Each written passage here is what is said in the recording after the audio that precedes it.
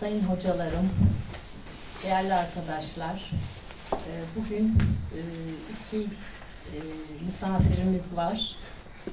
Türkiye Çerkes diasporasını çok yakından tanıdığı Şalaho Ragıp Mete ve Hakkı Erhan.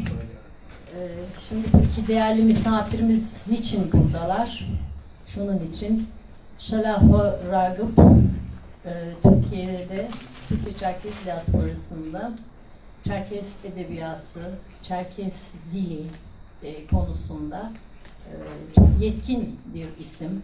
Aynı zamanda dersler veriyor, Çerkezce dersler. Yazılı öğretimle ilgili çalışıyor ve aynı zamanda da MEB'de, Milli Eğitim Bakanlığı'nda, Adapazarı'nda öğretmenlikle iştigal ediyor. Hakkı Erhan, daha önceki İstanbul Kafkas Kültür Derneği Başkanı, çeşitli oluşumlara, Türkiye Çerkes diasporasında çeşitli oluşumlara destek vermiş ve onların yakından tanıdığı bir isim. Aynı zamanda mimar ve Çerkezce çevirmeni, şiir çevirileri yapıyor. Şimdi ti yağıcı koy labıhır, ti nıbjav labıhır, ti haçat labıhır, nıpı ti Şalaho Ragıp Mete, yici Hakkı Erhan, mühermi haşiz Roma Şalaho Ragıp adva bizim literatürce Türkiye mis adıhımı yaparıtma yaşış adva bize zıpoça aydici yaparıtma yaşış nepı adva bize çiğkabışı aşt yajım uçrakır yetişt hatfi otaşt adva literatürür Türkiye işt. Hakkı Erhan yine bir şey nahboçı Musafir yithu İstanbul adlı Hasım yithameta ayık oştkar şi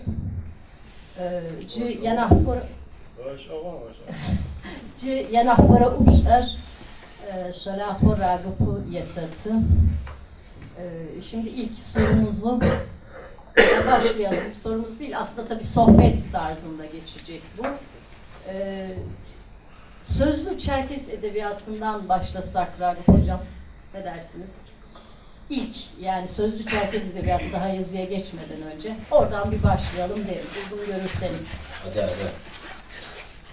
Apera bir şey olup soğuk ağır, hamatıkır, تيجعل سلتخر بسبب سبب رجعش قبل غلط حوار شوم جاوت الصخ أشباه جو تحاول سويش فسوي في فرحة سقط شو شايش أو نراج دوش أنا غلاجم عديقاب زم بكوبام كتجا لتراتورة مخبو بيخب يكوب شكل جا تيش أنا غلاج ما فرحة وقزرش كوش أنا لي ما أشرت دو قدس بايجو هاكمر سفرغو سيقون فديس أشكاش كيف سيجس قطعات مش Afadize şanığa kusi, yıkubça yıkap sayığa kotuğu kaskotanspi, ağaçtuz göreci münafsa çıkabilmez faul. Anlattım o haştı keblağaş kapotay zavarımı, haul şizga ziyan kuştap sponimi sifitap, jarım işpapar has sifitar. Gumana kısmıyorsun lo. Av çaramca kaspoişt, yusupkam zateto skavşuyanı ucusitişt. Yıklas minra, şimura Şükürler ilgisi kuşağa jagat şugal literatürem literatürhanım tokşanır dav ava literatürün kupoz ka harapete japok ki ogur hat khaq okar usak okar akhir yılı kotoz kafner kindet av zaka wayao khatshi wasi sa wago qam sid pichwaqi akhir aht tokşah Ekselansları, zatlarları, sayın hamatelerim, soylu beyler, asalet bana bayanlar, yüksek huzurlarınızda olmanın bahtiyarlığı içerisindeyim. 17'de resmi olarak başladığını düşündüğümüz edebiyat literatürü üzerinde konuşmak sonrası için çok kolay bir süreç değil. olağanüstü bir evrim geçirmiş, olağanüstü bir sıkıntılar dönemi geçirmiş, olağanüstü bir gelişim süreci göstermiş. O halkın sayısına ve içinde bulunduğu duruma rağmen. Ama öncesinden bahsedecek olursak, söz varsa şiir vardır. Dolayısıyla adliye sözlü edebiyatı öncelikle şiire dayanır. Hatta destansı dediğimiz bir şiir yapısı vardır. Dolayısıyla kökenlerine gitmek insanın konuşmaya başladı. Hani yazı tarihle başlıyor diyorlar ya. Ondan ötesine kadar götürebilirsiniz. Tabi burada Nart destanları aklımıza gelecek. Bizim tarihsel destanlarımız. İşte Nart Şenaytepe dediğimiz Nart destanları, Tıkıdıkı, Nart Korvate, Epos. Bak o işte.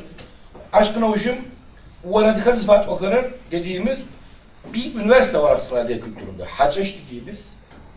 Haçeş dediğimiz etrafında şekillenen çok zengin bir edebiyat ağımız var.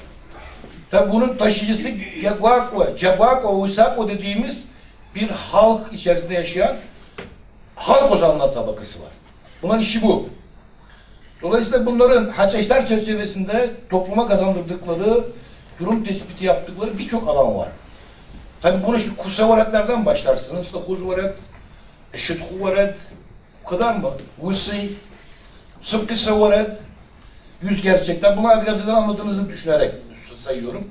Bu kadar mı? Hayır. Bunun ötesinde yergi anlamında yeren, yaptığınız bir yanlışı öteleyen öğretler var. Bunların Kurtça zeka öğretişi, Haczdiriz kavk öğretişi, Dipe öğretişi, bunun da bir sürü türleri var. Dolayısıyla aslında sözlü edebiyat dediğimiz şey olağanüstü bir dönem. Daha sonra da bunu literatüre geçerken bir aktarım dönemi olmuş. Tabi o sözlü edebiyattan bahsederken 1917 öncesinde şunu söyleyebiliriz. Bireysel çalışmalar var. Hanceri'nin örnek veriyorum. Bu anlamda yazdığı elimizde eser var. Kaberde'ye baktığımızda Nomu Koşora Beçimizden'in yazdığı, 14 Mart Elgedil Günü kutladığı Birsi Umar'ın yazdığı, Türkiye'de 1906 yazılan Mevlid gibi 1917 öncesinde sözlü anlatımda da kayıtlara geçmiş Ukraynaca, Rusça, Arapça yazılmış bir sürü edebi eser var. Ve adliye literatüründen bahsediyor. Adliye sözlü edebiyatından bahsediyor. Ama buna literatür diyemiyoruz. Klasik anlamda literatürün başlaması 1917. Tabi adliye masalları konusuna hiç girmedik. Orada masallar, pişiseler, hıdezler konusu olağanüstü geniş. O kahramanı hayvan olan sadece. Kahramanı insan olan. Fantastik dedim. Bu Harry Potter'a 5 çıkartacak, 10 çekecek. Olağanüstü fantastik hikayeler var. Haramet pişiseler diyorlar onlara. Haramet pişiseler. Olağanüstü bir zenginlik var orada. Tabi bunu anlayabilmek, okuyabilmek. Umarım okuyabiliyorsunuz, anlayabiliyorsunuz. Tabi bir süreç. Bir gün olacak bir şey değil. Bu anlamda toparladığımızda aslında adile halkının var olması, tarih sahnesine çıkmasıyla beraber getiren Nart destanlarından, Nart Epos'tan başlayarak Kusavaretlerinden, Sıbkı Savaret diyorum örneğin. Bakın bu, böyle yapacaksın, şu şöyledir diye bir dayatmadan öte aslında öğütler silsilesidir. Adam zitten hizmet hobguzba diyor. Sofrada bir şey yoksa tahtadan farkı ne diyor? Orada misafire ilgili yapılması gerekeni çok basit ve özlü bir fiil ifade ediyor. وَاَنَمْ زِيِّمْ سِمَبْ خَبُوبًا Yani atın üzerinde eğer orada kimse yoksa tahtadan farkı ne? Dolayısıyla orada adlige yiğitliğine, adlige duruşuna atıfta bulunuyor. Koçim şikeyi miklime 500 yani eğer silahında mermi yoksa odundan farkı ne diyor? Tabi bir yandan da biri diyor ki وَاَنَا تَتِمْكَ sıkam haç diyor, güneş hoca sıkı haç.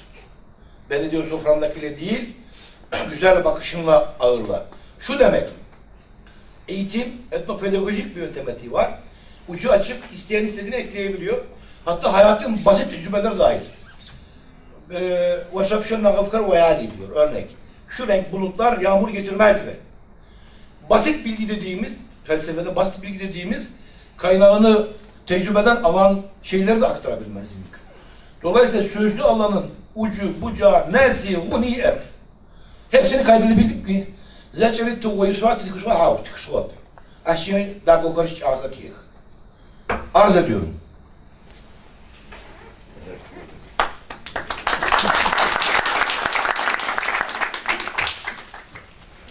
Ragıp Hocam, şimdi sözlü edebiyattan sonra yazılı edebiyata geçişleri ve o süreçten biraz bahsedelim. Onun içindeki şiirle siz zaten Erhan Bey'e pas versiniz.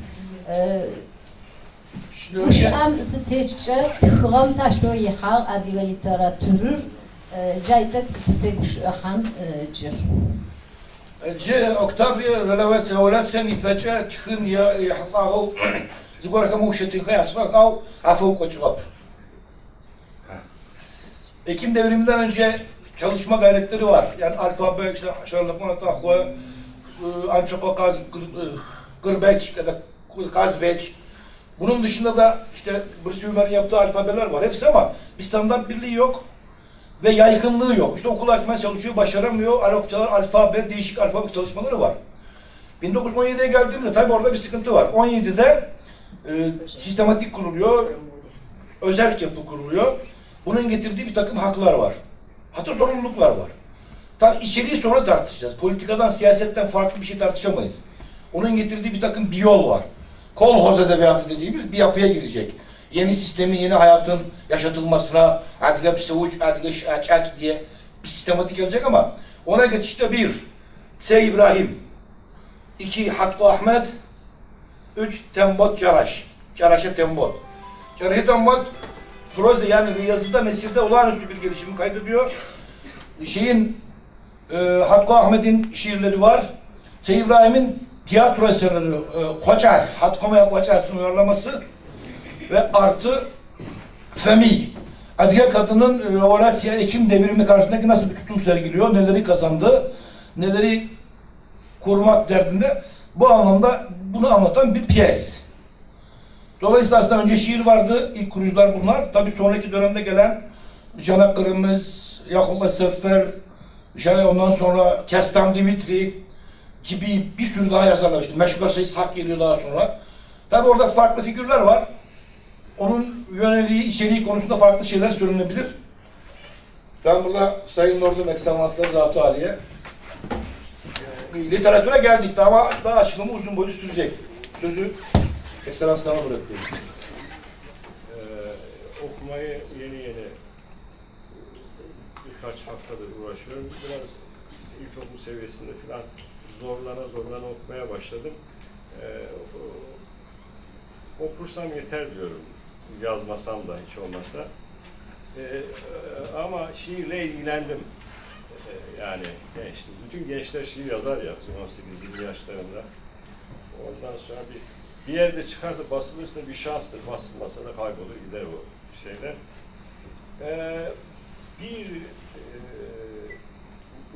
Yalnız Nalbi'yle bir şekilde bir şey kurdum. Yani bir iki YouTube'da falan yayınlanan stand-up'larını, kendisiyle yapılmış sohbetleri, bütün oradaki yazanlardan farklı bir numara var diye hissettirdi bana. Farklı şeyler söylüyor. Sonradan gerçekten de şimdi öyle düşünüyorum. Yani o hissettiğim şeyin doğru olduğuna kanaat getiriyorum. Daha çok şey okuyorum. Peki bu çeviri nasıl yapıyorsun dersen çok açık. Arkadaşlarım Nurhan da Rahmet'te bir kere Necdet Hakan da yapmıştı. Bana teker teker okuyorlar. Telefonda. Ben onları Latince, Çerkezce yazıyorum önce. Zor iş yani. Onu kaba bir Türkçe'ye çeviriyorum. Ondan sonra uğraşıyorum onu bir şiir haline getirmek için vesaire. Bizim Çerkez edebiyatında yani Türkiye'de çok yazılmış bir şey yok tabii de. Yazılanlarda da şey vardı işte o dağların ardı, Kafkas Dağı'nın şusu busu, atlar, yamçılar, silahlar, kahramanlıklar, sürgün en büyük defterimizden bir tanesi. Bu minvaldedir yani bu şey. Aslında yakınmadır. Yani bir kahramanlık var bir tarafta ama esas olarak da yakınma edebiyatı gibi hissettim ben o şeyden. Bir de farklı olarak gördüğüm şey şu. Başkaları da vardır bilmiyorum henüz. Öğreneceğiz. Nalbi yerel dili o yerelin en esprili, en seçkin kelimeleri iller, evrensel şeyler söylüyor gibi geldi bana. Yerel, küresel. Yani bu postmodern kavramının çıktığında ben öğrenciyim mimarlık fakültesinde bir türlü anlayamıyordum. Zaten postmodern de mimarlıkta falan çıktı bu şeyde. Modern ötesi deniyor ama neymiş bu modern ötesi yani? Zamanla en azından edebiyatta onun ne olduğunu biraz anlamaya çalıştım. Necip Mahfuz mesela çok yerel bir ağızla çok evrensel şeyler söyler. Yani Kutsal da Nobel aldı. Yani Arap aleminde de herhalde ilk Nobel alan şey o. Yani edebiyatçı olarak. Böyle bir şeyi sezdim. Kimler için yazmış acaba falan diye. Lorca'ya ağıt yazmış. Şimdi o ilginç. Yani sonuç olarak küçük bir cumhuriyet. Yani Adige Cumhuriyeti'ni düşünürseniz 500 bin nüfusu var. Bunun işte 90-100 bini Adige. Demek ki oradaki Adige toplumu o kadar bir şey. Yani Düzce nüfus 154 yazıyordu şeyde. İşte ondan da daha az bir Adige nüfus. Yani bu kadar kalmış bir nüfustan çok yerel şeyler çıkması gerekir derken dünyayla ilgilendiğini görüyorsun orada. Gerçi tabii bir Sovyet komünist şey yani hissettiğimiz kadarıyla o Lorca'nın döneminde Lorca'nın uğradığı gadri bir sosyalistin görmesi normal. Yani Lorca'ya Atilla İlhan da yazdı mesela. O da Paris'te yaşadığı dönemde. Herkes yazmış olabilir. Yani bir sürü yerlerin yazmış şeyler olabilir ama bu da yazmış. O küçük kasaba sayılacak neredeyse. Şimdi belki daha nüfus daha fazla ama işte bundan 40-50 sene, 30 sene önce falan daha şey. O Yesen'le yazmış. Yesen'in ne? Yesen'in 1924'te 30 yaşında intihar ediyor. Ve devrim taraftarı ve işte Rus halkının yeni Pushkin'i falan diye lanse ediyor.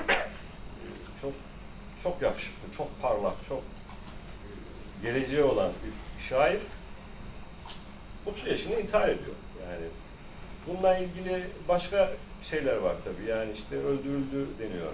Yani Troçki'ye yükleniyor falan vesaire. Şimdi bu Yesen'in ölümü üzerine Mayakovski onu hor gören, ölüşünü yani esas yaşamaktır yani sen kolay seçtin filan diyen, eleştiren bir ölümün arkasından böyle bir şey yazabilmek de iyi bir şey değil. Böyle şeyler yazılıyor çünkü yani. Hatta bizim Nazım yazıyor benzer bir şeyi. Bu öyle yazmıyor. Seni anlıyorum diyor. Ve sahip çıkan. Yesen'ine yazdığı şiir ne Mayakovski'ye benziyor ne de Nazım'a benziyor. Onu anlamaya çalışan hoş bir şiir yazmış. Onu çevirmeye çalıştım ama çok aynı duyguları hissettirmek, aktarmak da çok kolay şey. Ya böyle bir şairmiş gibi geliyor bana ve Adige dilinin dünyaya sunabileceği, yani öylece bir kere Türkçe'ye sunması lazım bunu. Haberimiz bile yok yani Türkiye'de yaşayan Çerkezler. Yani bir isimler duyuyoruz, ediyoruz ama ya bunların bir cümlesi, bir tane böyle yani mesela Orhan Veli'nin işte harbe giden sarı saçlı güzel çocuk yine böyle güzel dön. Bilinir bu şey veya yaş 35 yolun yarısı eder gibi o şairin diğer şiirlerini bilmesen de bir sürü insan bilir bunu yani. 10 milyon insan yaş 35'ten biraz haberdardır. Böyle bir şeyi bu tarafa aktarmayla uğraşabilir miyiz acaba? Yani bir kere böyle bir şeyden haberimiz yok bizim. Yani bu tip adamların evrensel, hem yerel hem evrensel 3-5 cümlesi önce Türkçe'ye, mümkünse İngilizce'ye tabii. O bizim işimiz değil tabii. Yani burada da biraz sevilir eder, sahip çıkan olursa, becerebilirsek tabii yani bu şeyi, böyle akabilecek birisi gibi geliyor. Gerçi şiir çok sıkıntılı bir şeydir. Yani ben şiiri gençken özellikle çok takip eden Türk şairlerin hemen hepsini okudum. Solcuydum o zaman. Tabii sola yakınlar okuyordum. Necip Fazıl okumazdım. Sonradan falan okudum onları. Ama mesela Neruda'ydı, işte Mayakovski, bunların kitaplarını da aldım. Bir şey kalmıyor şeyde. Bu çeviri tatsızlaştırıyor tabii. Bir İspanyolca okumak başka bir şeydir Neruda'yı. Neruda herhalde mühim birisiydi. Nobel verildi bu adama. İşte Buğdayın Türküsü şeyini hayal meğer öyle bir şey hatırlıyorum. Gerisi çok yok. Ama mesela Anna Ahmadova çok önemli şair, kadın şairi şey. Onda müthiş cümleler var yani, aklımda kalan şeyler var.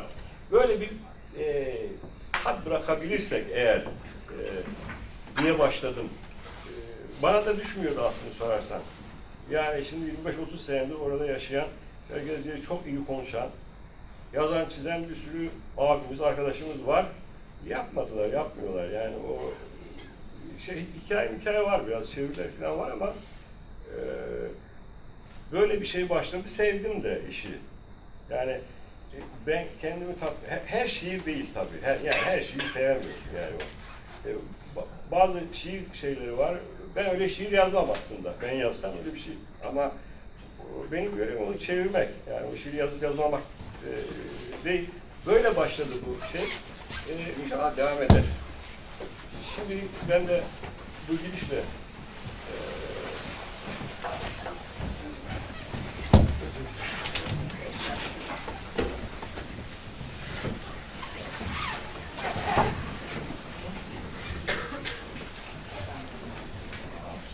Şimdi Ragıp Hocam'la tekrar devam edelim. Ragıp Hocam, İkinci Dünya Savaşı sonrası Çerkez Edebiyatı'nın, çünkü bildiğimiz gibi Çerkez Edebiyatı'nın duayenlerinin çoğu İkinci Dünya Savaşı'na katılmış. İkinci Dünya Savaşı sonrası Çerkez Edebiyatı'nın gelişimi ne yönde oluyor? Nasıl bir seyir izliyor? Ragıp Metem uça yetiştir, yatmanları Güney Zavun Hınavuz'u, adlı literatürüm yizekvaçı taştığı o Ragıp Metem. يقولنا في واركا يزوسس كمجلس الرجمة واركا زي الحرم واركا نوجي بنجلس الواسقو سست وش وزاقو جم فدا أرجي كورينم شنجم نسمع قشنفو تغار نفهم قشف أنجو زق ماتسو زي شبزاشو ماتشة çiftler seyirci. Tek atlı gördüm rüzgar gibi hatta boran, gün ışığında karanlığa bürünen, karanlıkta ışıyan. Bazen bir ok, bazen keskin ucu bir kamanın, koşuyor, yırtınıyor durmaksızın ve ardından yükseliyor sadası arzın. Bu yok, o da bilen.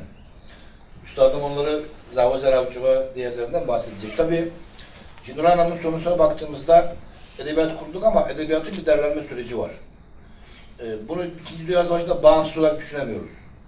Çünkü derleme safhası başlıyor. Caraşep'ten Bot'la Gestan Dimitri gidiyorlar. Tavtı Su, asıl adı Tahir. 1855 doğumlu. 34-35'e kadar yaşamış. Olağanüstü bir sözel zekası var. Hafızası var. Tabii Şuvartza'yla başlıyor. Ondan sonra Mafakul Rüsbi ile derlemeler. Daha sonra da bunların hepsinin içerisinde dikkat edilen bir konu var. Bunların hepsi çok sıkı kontrol altında. Yeni kurulan sistemin yaşaması, edgi altının kazandığı özgürlüklerin durumun korunması. Dolayısıyla karşı devrime herhangi bir bozgucu harekete dikkat etmek için temelde din ve din adamları sınıfı bağlamında dikkat edilecek ve hapsarşka dediği eski alışkanlıklardan bu düzene sıkıntı verecek şeylerden uzak durulacak. Bu yapı bu derlemelerde bile devam etmiş. Tabii 1930'da bir ara bir halkın düşmanları diye bir tasfiye hareketi var. Narodum İpika diyor, işte Hamaku Hüseyin dahil birkaç yazarla tasfiye ediliyor. Ama İkinci Dünya Savaşı olmazsa olmaz konulardan. Kavuşko Sava, Büyük Vatan Savaşı diyorlar. Nüfuslarına göre olağanüstü bir kayıp veriyorlar. İşte o giden şairlerden yazı bir tanesi geri dönüyor. İşte Usta Yusuf gidenlerden. Tabii orada Andrei Hüseyin diye bir figür var. 21 yaşında Ukrayna'da bugün işte Donbas bölgesinde bir köyde üşüyor, ölüyor. Bunun üzerine edebiyat o kadar yazı yazıyor. 1970'te ödül alıyor. Bakın 41'de 1970'te ödül alıyor. Tabii onun arkasında bir arkadaşı var, Çanakkale'miz. Bu onun daha sağlığında kitabı yok. Ama 15 yaşında 1935'teki Adliye Yazarlar Birliği toplantısına katılmış. 15 yaşında. 21 yaşında cepheye gidiyor. Onun adına yazılan eserle daha sonradan onun el yazmalarının derlenmesi, toparlanması sonucu. Dolayısıyla Adligat 9 en yüksek madalya ödüllendiriliyor. Burada konuya değinmeyen hiç kimse olamaz edebiyat. Uzun boylu. Beşbarış'tan tut diğerlerine kadar. Andra Hüseyin Sıfavusel, Sapkın Sıfavus, Geroy gider. Olağanüstü. Tabii bir de 2. Dünya Savaşı yaşananlar olağanüstü. 6 aylık bir işgal var. Örneğin Romanya askerleri kuzeydeki Krasnodar'a yakın Şapsı köylerine, Pernekas, Haçlı, oraya Romanya askerleri giriyor.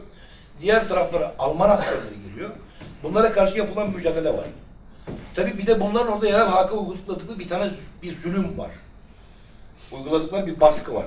Bu baskıya kapılan direniş, işte partizan şuk, işte partizanlar hareketi, işte Kusharka Nefi, Usta Yusuf hep bu etrafta alınmış. Yani bu Almanlara karşı yapılan Büyük Vatan Savaşı'nda edebiyatın temel çıkış noktalarından biri de bu savaş olmuş. Yıllar sonra bile bir adam anılarını anlatırken bu olaya atıfta bulunur. Olmazsa Osmanlılar'da olmazlardan biri de bu Vatan Savaşı, Büyük Vatan Savaşı. Tabii bu nereye kadar sürüyor? Aslında hiç bitmiyor. Bugün hala yoğun bir şekilde kutlanıyor.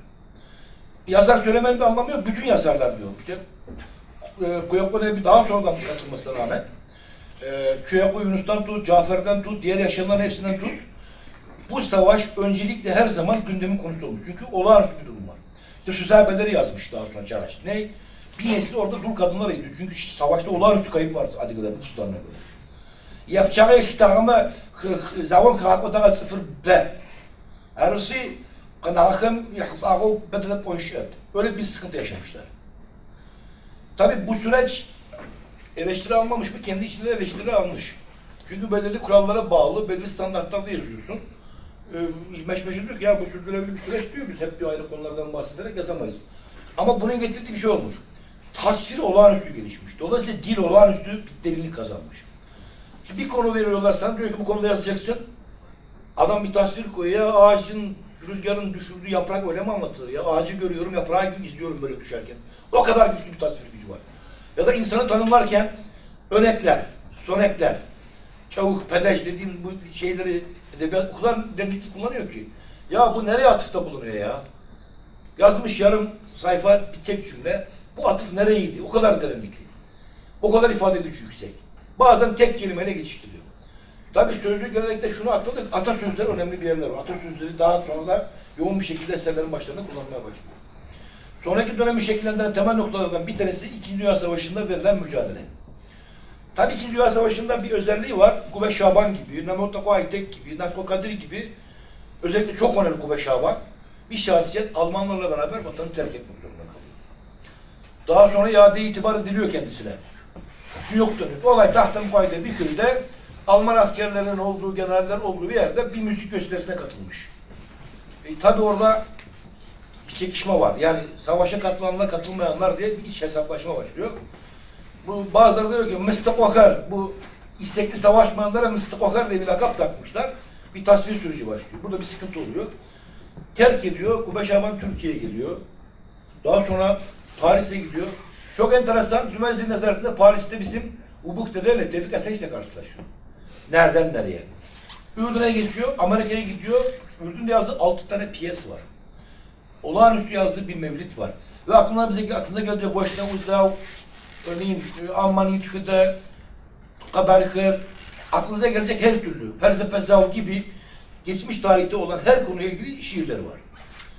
Tabii Tuzluk'la Kızbek daha sonra ortaya çıkıyor. Ama bu sürecin içerisinde unutulmaz bir folklorist, araştırmacı, kompozitör, söz yazarı Kuvve Şaban'dan açıkça söz etmek mümkün. Onun getirdi. Çünkü o öncesinde derlemeci, işte 1890 doğumlu ilahiyat eğitimi almış, din eğitimini açıkça görmüş.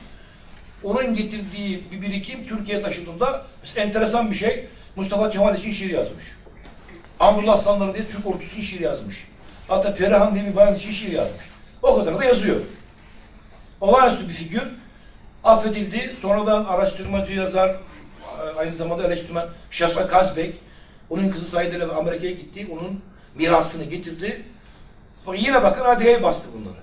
O gitti yazdı etti, bir sürü yazdı ama onları derli toplu yazmak gene Maykop'a nasip oldu. Dolayısıyla İkinci Dünya Savaşı'na bahsetmemek, o zamanın yaşananlardan bahsetmemek düşünülemez. Konu gereği olmasa bile, konu öznesi olmasa bile o konu anılarda, geçmişte yaşanan bir takım pratiklerde oraya atıfta bulunmak bütün romanların temel özelliklerinden. Şu anda bunu söyleyebiliriz. Ekselansları Kuyakun Elbey konusunda tabii yerelden öte ben şunu gördüm. Klasikleri iyi biliyorum. Şimdi bu bağlama bir taşırsak, tabii destanlarından tut, Adiga tarihini ve ilk eserleri çok iyi biliyor bizim görevimiz açısıyla. Evet. Bu bağlamda Kuyakun Elbey'in evrensel bir değer olması nasıl?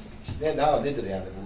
Bu onda da çalışmalarımız var, bunu da biliyoruz. Bunu da biz ilgilendirseniz bize. Yani, şimdi Kuyakun Elbey bir röportajında şey söylüyor. Çerkes'te yapılmış bir araştırma 1500 bitki ismi tespit edildi dedi. O biraz da biliyor, yani hani tekrarları vardır onun içinde 1000 sayalım. 1000 tane bitkinin ismi Çerkezce'de varsa bu şeydir.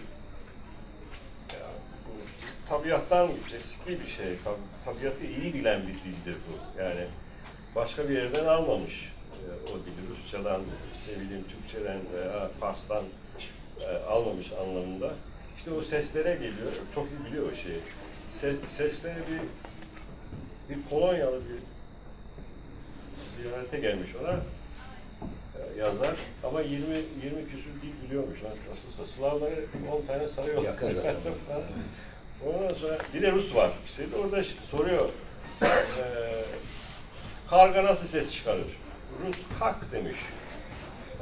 Ondan sonra Polonya ile gak demiş. Hayır gak demiş bu da yani. İşte R harfi bizde var, sizde yok. Bir sürü modern şeye göre çok fazla ses şikayeti var diyor bizim dilde. İşte Elinoğlu 26-25 işte harfle, sesle, yani harfle işte 50 civarında sesi çıkarıyor diyor, İngilizceden bahsediyor. Öyle diyorlar ve eleştiriyorlar. Ama diyor bu sonuç olarak bir hazine de bizim işimize yaramasa da insanlığın bir işine yarar diye düşünüyorum diyor. O seslerin ayakta kalması işte. Bize hakikaten siz bunu okuyorsunuz artık. Seh, hadi daha kolay belki de. Benzeri işte 20-25 tane fazladan ses meselesi. Bunun bir hazine olduğunu düşünüyor o. Yani bütün dünyalı olmasına rağmen böyle düşünüyor yani. Dünyaya çok şey bakmasına rağmen onları da şiirlerinde iyi de kullanıyor. Bir iki romanını çevirtelim. Yani roman daha uzun bir şey. Diye uğraşmıştık ama inşallah işte sizlere düşecek o işler yani o sıkı şeyleri var. Şimdi biz burada kamuoyu önünde sözümüzü alalım. Çeviriniz 50'ye ulaştığında Evet. Türk seyircisini Kuyakun abiyle buluşturacağız. Şimdi bunun bir adını koyalım. Evet. Evet Havat'ım artık burada Yani, geçerse kayıtlar artık bu bir zorunluluk olacak diye düşünüyorum. 50'ye hiç olmasa 50 tane olsun bir kitabında 700 tane şiiri var yani. Binden fazla şiir vardır herhalde. Bir 50 tanesi, o seçme 50 tanesi belki biraz da popülist şeyler de olur. Bizim Çerkezlerden bahsetmeyen şiir hiç sevmiyorlar. Ki vatan, kaftağı, at, silah, şu bu yoksa yok. Aşırı. Ya Çerkezler aşırı sevmiyorlar. Çerkezler aşık olmuyorlar sanki yani. O hiç sevmiyor. Halbuki o bütün insanlar gibi çok evrensel bir şey. Aşk, ölüm. Değil mi? Yalnızlık. Bunlar çok evrensel şeylerdir. Zaten çok ustalar şey yapar. تعالي خمسة عدقاهم عدقا خبكم نمسن توفاغا وسخت تعاسة خبس قلت أورم تيجرب هو وعكم تيجر صار باو عدقا زكيس قلت أونغام فشاغ خرباس قلت أونغا يا أواش ورد توسربا مراوش توسدا من بقى مسألة هو الشي خمتما خب خمتما يجي خرب هو أو أنا غمس بقى زكاة عرب هو مش يعرف العقا يقول سري ويقوم يوسكر شنقوم وجماعة زجاجlar يقول مش يدخل قدر kaçış Türkçe zaten var. Tabii yanında adilebler olacak mı? Bir tarafında Kırık Adilebler, diğer tarafında Erhan abinin çevirileri Türkçe çevirisi eser bizlere kavuşacak. Tabii öğrencilerimden şiir bekleriz. Yani Koyakunlar bir seçkin şiirlerinden gönderirseniz biz gereken ilgiyi ben bizzat göstereceğim. 50 dediyse biz kontenjan yüzünde çıkabiliriz. Rahat olun yani. Orada bir sıkıntı yok. Bu Cahit bizim kuşaklar şimdi o zaman televizyon, radyoda 29 Ekimlerde filan işte en iyi spikerlerin 2 tane, belki de tiyatrocuydu onlar, bir kadın bir erkek. İşte daha önde de bir dörtlüğü var da işte Hop Dağı'nda akar bir çeşme var. Parmak kalınlığı suyu, gece gündüz haram etmiş uykuyu akar da akar. İşte Samsun'un evleri denize bakar, sokaklar yosun içinde, mavnalar takarlar, çaparlar, bilyalar gibi suyuyla bir iner, bir kalkar falan. Devam ediyor, İzmir'de bitiriyor bu şeyi. Ya bu şiirin ismi ne acaba? Yani hoş bir şiir bu. Yani böyle şey, işte İstanbul'dan bir yar sevdim, adamı günaha sokar. Bak sen. Savaştepe Köprüsü'nden geçen trenler sel olur, İzmir akar. İzmir'in denizi kızı deniz, İzmir'in sokakları hem kız hem deniz kokar. Bu şiir ne acaba? Şeyi de söylemiyordu tabii bu radyoda falan. Sonradan Atatürk Kurtuluş Savaşı'nda veya Atatürk'e ağ atmış. Hiç Atatürk yok işin içinde.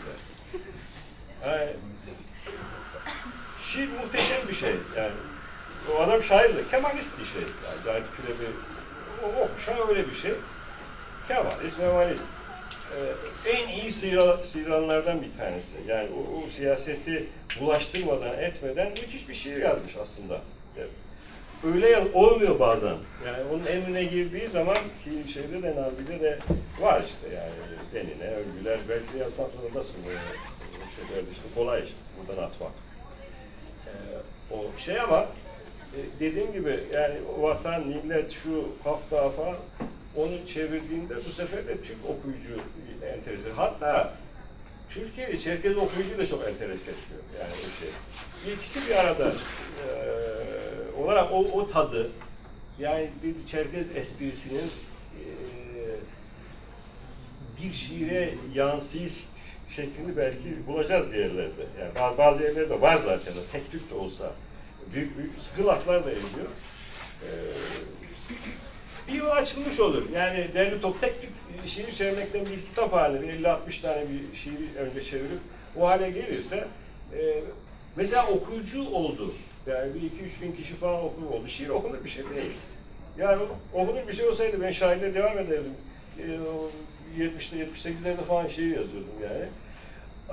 Bunun çevresinde bir şey oluşur diye düşünüyorum. Heveslenirler. Bir söz söyleme, bir kelime seçme sanatı sonuç olarak şey. İşte ve çok da bu genç arkadaşlara yarayacaktır. Ondan iş olacaktır o işler diye düşünüyorum. Kupça kapata, çocuğu kapışma. Satırkı karanlığa, yuhumak o zıvautuğa, государственная государственная центра Mustafa Kemal'im, Fağıh, Avi Gautuğa, Republikam, يمفج ما فهمي عن قاغو توكشاء راديو ميو ماخن خي وجي او زي مصطفى كمال كتبيو إزمري مشاشة خريبة خمي قوشا واقعية وداز مزقوش حام بسنجة تشر كيتشي ززال نحبس خيتشرب او سا ابسا صداقم تشي منس خيتشرب مي فدر وزي كما كتوكشاء حيوة مري او تمروش دفتة مغبس فيو تيجنس مسيج آخر زبيتو زجري زبشتكو مرشتو سزيكو دي حينا قدي شينا تخجا يعقتب او إذا بيسك بلاغي زاغرمي او كبجي او يسبقاها كجلو يجو اغر اغددو وشاكري وسكري اخي جاكر زتتشمه يطلع غير قصة بوا عاش فشاغو يعني غنجك تجيس بورخمتي تركم يحصاغو وسا زتلشين يجن اوفر قدرت فيها ما قد غاش شما لا خوش ديوان عرس قد تشتغل Yani şey diye şairi okudum beğenmedim anlamda değil. O davada geçireceğiz. هذا شيء خزر حضر O da o. وش أقصد؟ حاجة تابوتي نرجوك تقولش أصل تقوى عاد كنت تقول وش إشتك عاد وصل تيدوش عاد وصل تكوين زر جاكافر زري جاكرت وزت خقوى هو يقولنا البي وصل خراد قابزن يول حما أتكلم دغدد وسر سبب مشترك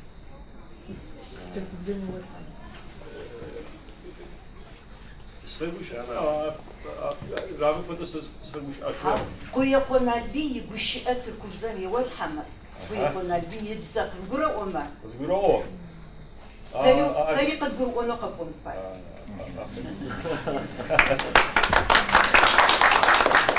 Rağbet fakas şabay. أرش حول بس الزج أعرف الزج هاي قرة تشقط الدغو Evet. Hadi sen bak. حبي ربسي Şimdi Ragıp Hoca ile şöyle devam edelim istiyorum. Bizim Çerke, yani burada da okuduğumuz, gördüğümüz hocalarımızın bize işlettiği ikonik edebiyatçı figürlerimiz var. Yani hani derler ya, en meşhurları filan, hani en meşhurları. İki figür seçerek onu bir şey yapabilir miyiz? Bir incelemesini yapabilir miyiz? Eserleri sosyolojik açıdan ve edebiyat değeri açısından iki figür bahsetsin bize istiyorum Ragıp Hoca. تاج قوارس وفوشكوز وفوقين يا براتروس عادي ليتراتور كتب ساقوكم زيج مساجنا امز غوتغب اي شبس واغب اي توز تكتز غوتغم سيزغن نمشن كجبي امانز غوتغب سياغب او تحاوبسو سيش سيت فديز كز غوتغا زيج لي تباش اش بايت سقاس قوشتم يكوبچا يدوغو ينغي يناغ Müsip koyu kuçacık. Ama sesi yapacak az koştum ha. O yapıcıca. Yapmadı da ustaş ha. Önce şey var. Obşay ıstıgar Çerkes edebiyatın yana hıhıv, yana tsarı o vukri hakarımı ya analiz kapşu nasabo. Ay vakti bu şey ha nasabo. Sesi kuru muhraya katıb onu senin çaço kasman ha. Yusuf'a da koştum. Zeçemi siyacına amaz gotıgıpsa. عاد قبل تين ساعات كل زجر زغوتي سجل فاهمي انا تحاوز بروش انيا زاورغما تكلم وجنا مالي اب Uzayacağım زجاهم çok bu yakından bir zarav çıkar şu zakvar karate kız şefkar yedane çözümüz kaplanı seçer kaplanı tepsini koy Çocuklar tepsini koy İsmail'i حتى شوف عاد فلوسكر حتى شي مسكو شركة واحدة قناة تري عندها ود بتاعه قاردن تقوز ورد كيوا ودرم كاملة بخيوا وصونا سيبري حاجة كون زغرم أو كمبل قدر بيش نخير رسلان يلزم نخير رسلان شي ولا قدر بيش خم سنة من رات كجرا بافرش وش تقول قوم كتجرا فيوا إيش مراشتو قبواش سيبري حاجة داوشغم يريشو زقاقو زسوي تشم وري قوانت زقاقو كوبس خمسة جاقو حقوزر بابشة شغاد تجوزر مري خلوا حسين مري سيقول يحول داي زقوا مي يكوبجا مستمي وسبقم يمتمي أدقاش نغشة تجو صحافي نغم يبنك وثلاش ما يعرف صغم سيمن لاش نغم يتشنال أنا تواسق ودياب Tinevş. Türkçe de şey yaptınız. Ya bu Türkçe abi çevirecek tabii. Yok, bahsettiğimiz genel tema Tabii olarak. şimdi şunu diyor. Kutsal atların, iyi atların, vatanı savunan atların yurdu. Saldırganların saldırdığı bir toprak. Acımadan, merhamet duygusu olmadan yapılan bir savaş ve çok ağır sıkıntılar çeken bir Adige toprağı. Böyle tanımlı toprağı. Ya da bir deyişi Adige kanının doyurduğu, Adige varlığının doyurduğu toprak, özgürlüklerin ovasının yiğit savaşçıları, Yılmaz savaşçıları, kahramanlığın canlı içe sayanların yurdu, o bizim sadece bugünümüz değil ve geleceğimiz, yarınımız ve geleceğimiz diyor örnek. Şimdi mesela Berat Rahmit, saçma saçma o kadar bur, avgup sağır, zıbrakır, bğar, izgab şlev, etrep makar, sağ seku, şırt bobur. Burada olağanüstü bir dikkat var çünkü sen ufacık bir anklavsın, orası mı uygu, tıkınavuşuz, 100.000 kişiyle kalmışsın, yaşlısını, kadını, çağlar kağaç, Tayyip çağat garip zor, sana, saç min, 130.000, smacer kağaç, uzun kağaç, çelitkul kağaç, femifir kağaç, evet bana, Kanarım zeka uçağır marı. Av tetse te milyon git tepçe te zekat kutup marı fıtis. Çıçağır. Amri sakkiğe kazgazı sürmüşsüzce arkans orada. Akami fitine ve ağayam ağakin o güç çıkıyor. İşte kolhoza da ben seviyor. Şavudiçir peneşir seferi tıkfanı sveçe. Kolhoza da ben tıkpa. Av iltes 90. İltes minras şubura buçra iltes kışa kaçağı. Addiğe literatürümüzü eteyeşağı. Kırgaşağı müstüm. Türkçe söylüyorum o zaman. İshak'ı kırgaşağı. Reddet. Addiğe kır. En eski ta. Etwana kakwa Memlük. Kuhapamra, Koçupamra. Sonra geldi Psiyukazav. Sonra geldi Mizrashal. Bunlar Adige tarihini, tarihsel roman olarak tarihim kete Adige kikwa okur, izle küçüko, izle çöze uçuğu tekivatı. Arda ardına söylüyor bunları. Aşkına uçum, İhlas fırtına kar. Mikazav uçuğu Koçup'a Adige tarih, Adige varlığının tarihsel geçmişini anlatıyor ve olağanüstü araştırmanın derinlikleri. Her bir araştırma ürünü. Hamaset yok. Kütüphanelere gitmiş. Anıları yazmış örneğin. Bir adam anılarını yazmış, gidip adamın anılarını almış. Ben böyle yazdım. Sen bırak işte ustikı. Akat o hak ve adigatçılık hağım. Mıkofukor, mıkvosa kızı oturar, müşfed diye arıkçılığı tıkı. Olağanüstü dikkatli yazmış bir eser. Tabii şimdi Raşit Tembot, şu uzaklığı biliyoruz biz en geniş bir şekilde. Çince'ye çevrilmiş eserleri, Çince'ye. Meşmesenin Sırpçadan tutun, İspanyolca, Bulgarca, Türkçe, Fransızca olağanüstü bir çeviri gücü var. Tabi bunun o dönemle ilişkisi var ya bilmiyorum. Ama beğendiği şaire gelince Yıkkuna vadile ustazit kakım tkak okum selce. Yeteri kadar okuyamadım. Yani uzun boyu okuyabileceğimi zannetmiyorum. Hadgalı askeri 2 cilt duruyor. Tomit bu Hadgalı askeri ustazit selce. Bir şey. Nasıl güzel şeyler. Takap kış. Kup hava. Kız حق أقوى يصحى أقوى من كذا تكتب سيجش توميش اسمه قاش ويوم ما متذكر قدرت ورس زي سنة قاش الناس تعرف قاش أو تسرشا وقول عندنا تغسى Yani taburan mı? çeviriyorum. Şimdi Kuyakwa'nın Meşbeşen yazdığı siz misafir ettiniz. Neler sordunuz bilmiyorum ama 90'dan sonra tarihi roman üzerine yazı başlayarak seri Adige tarihini anlatıyor. Radat Adigelerle başlıyor. Sonra Mısır dönemine geliyor. Doğu ve Batı. Daha sonra geliyor iç savaş Psiyukazav. Ondan sonra devamı geliyor Mızrashal Taşdeğirmen. Ondan sonra geliyor İhlas Fırtınakar. O Zavaşko 2. Dünya Savaşı yıllarını anlatıyor. Ve günümüze kadar getiren bir süreç var. Onların ciltlerine bir koyun, bir bakın nasıl bir şey oluyor. Tabi sadece bunlarla da değil. 110'dan fazla eseri çevrilmiş yabancı dillere. Tam sayı hatırlamıyorum. Meşbeşe'nin. Son Arapçaya çevriliyor. Türkçe'ye zaten çevrilmişler. Ya da Koyokmanal bir şiir eleştirisi yapar. Bu Mifak Pisabinek diye bir şiiri var onun. Kitabı var. 1988'de. İlk şiir abi Revolasyem Sifavus'u. Tabi 68'de yazmış şiiri. Onda bir sıkıntı yok. Ama daha sonra şimdi Ecmeyen Senabüse senin Latarinizin o baktığı eser. Orada tabi Adige tarih serüveninden baştan almış. Dünyayı gezdirmiş. Nerelere getirdiği sen benden daha iyi biliyorsun. Açıkçası seyircimiz feyşagaç. Mı hışkoda da hışkom mozu vatko sıkağına mişişsi botu. Çıkma bir seçin işte.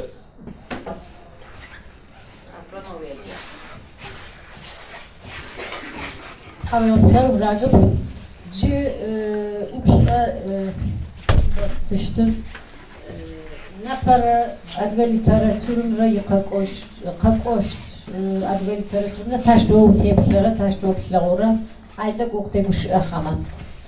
Şimdiki Çerkez edebiyatı ve gelecekte nasıl bir yolculuk yapacak? Onunla ilgili biraz da konuşalım istiyorum Yakup Bey'le. Ben bir cümle söyleyeyim. Erhan Bey söylesin. Yani biraz siyasetin esiri olmuştur oradaki edebiyat diye genel olarak konuşuyoruz ama oradaki literatürün de katılmayan arkadaşlar var. Büyük çoğunluğu aslında o siyasi düzen sayesinde oluştu birlikte. Bu bir siyasi gözle bakarak yazılmış romanlar, şiirler, şunlar bunlar olabilir. Ama onların içinde o Çerkez esprisini, Çerkez mizah anlayışını, kendi kültürünü yine de bulursun.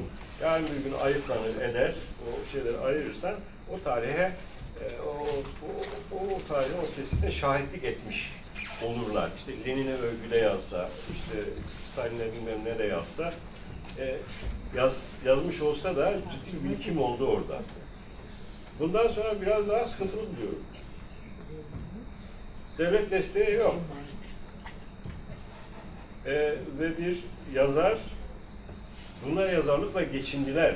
Şöyle veya böyle. Yani yazarak hayatlarını sürdürebildiler bu saydığım insanlar. Bugün o küçücük toplumda şu dışarıdaki birkaç milyon Çerkez diasporası da dahil bunları geçindirebilecek mi bir, yani okunsun, satılsın diye yazdığı bir kitap. Yani çok idealistleri bir yana koyarsam orada daha şey buluyorum, geleceğini çok şey görmüyorum. Çok sıkı belki bir iki edebiyat çıkacak, daha özgür yazacaklar, daha böyle çok bağımlı olmayacaklar. O şey sıra diaspora da yazsınlar. Hangi dilde yazıyorlarsa yazsınlar ayrıca. O Adıgece'ye çevrilir. Burada sıkı birisi Türkçe şiir yazsın, onu birisi Adıgece'ye çevirir. Yani o şekilde sıra bence bu tarafta. Çevirebilir misiniz?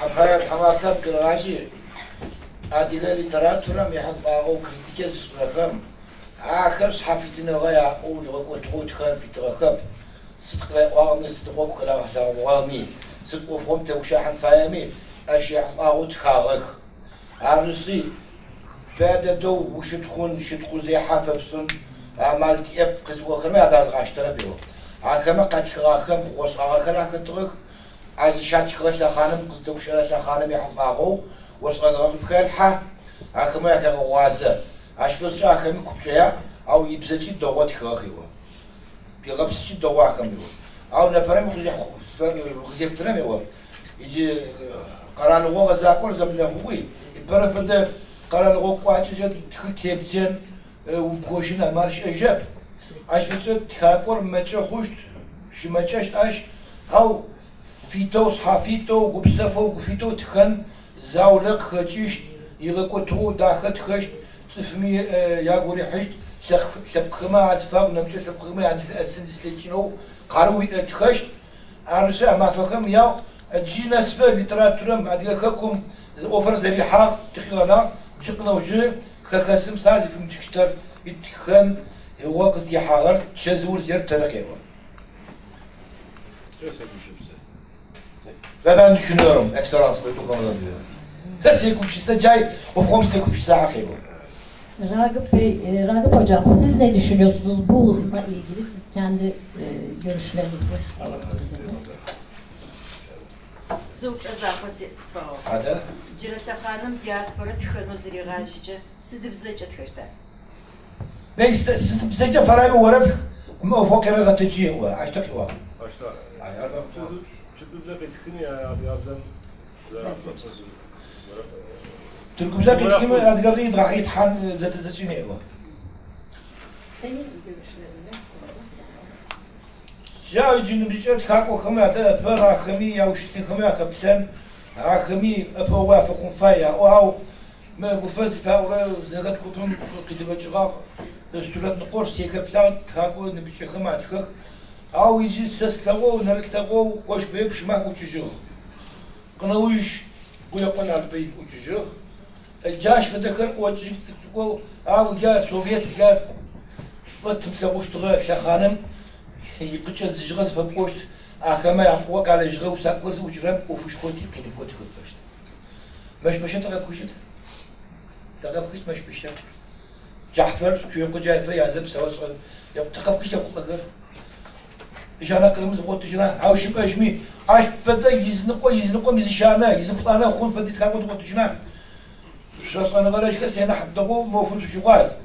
Sadece sipoduk sıfas var. Artık kısası yemiş sadece yaptığın sıfırfanız barısı, kaçıp o sıfası kotuşu var. Yani bundan sonraki edebiyatın durumu çok iyi görmüyorum.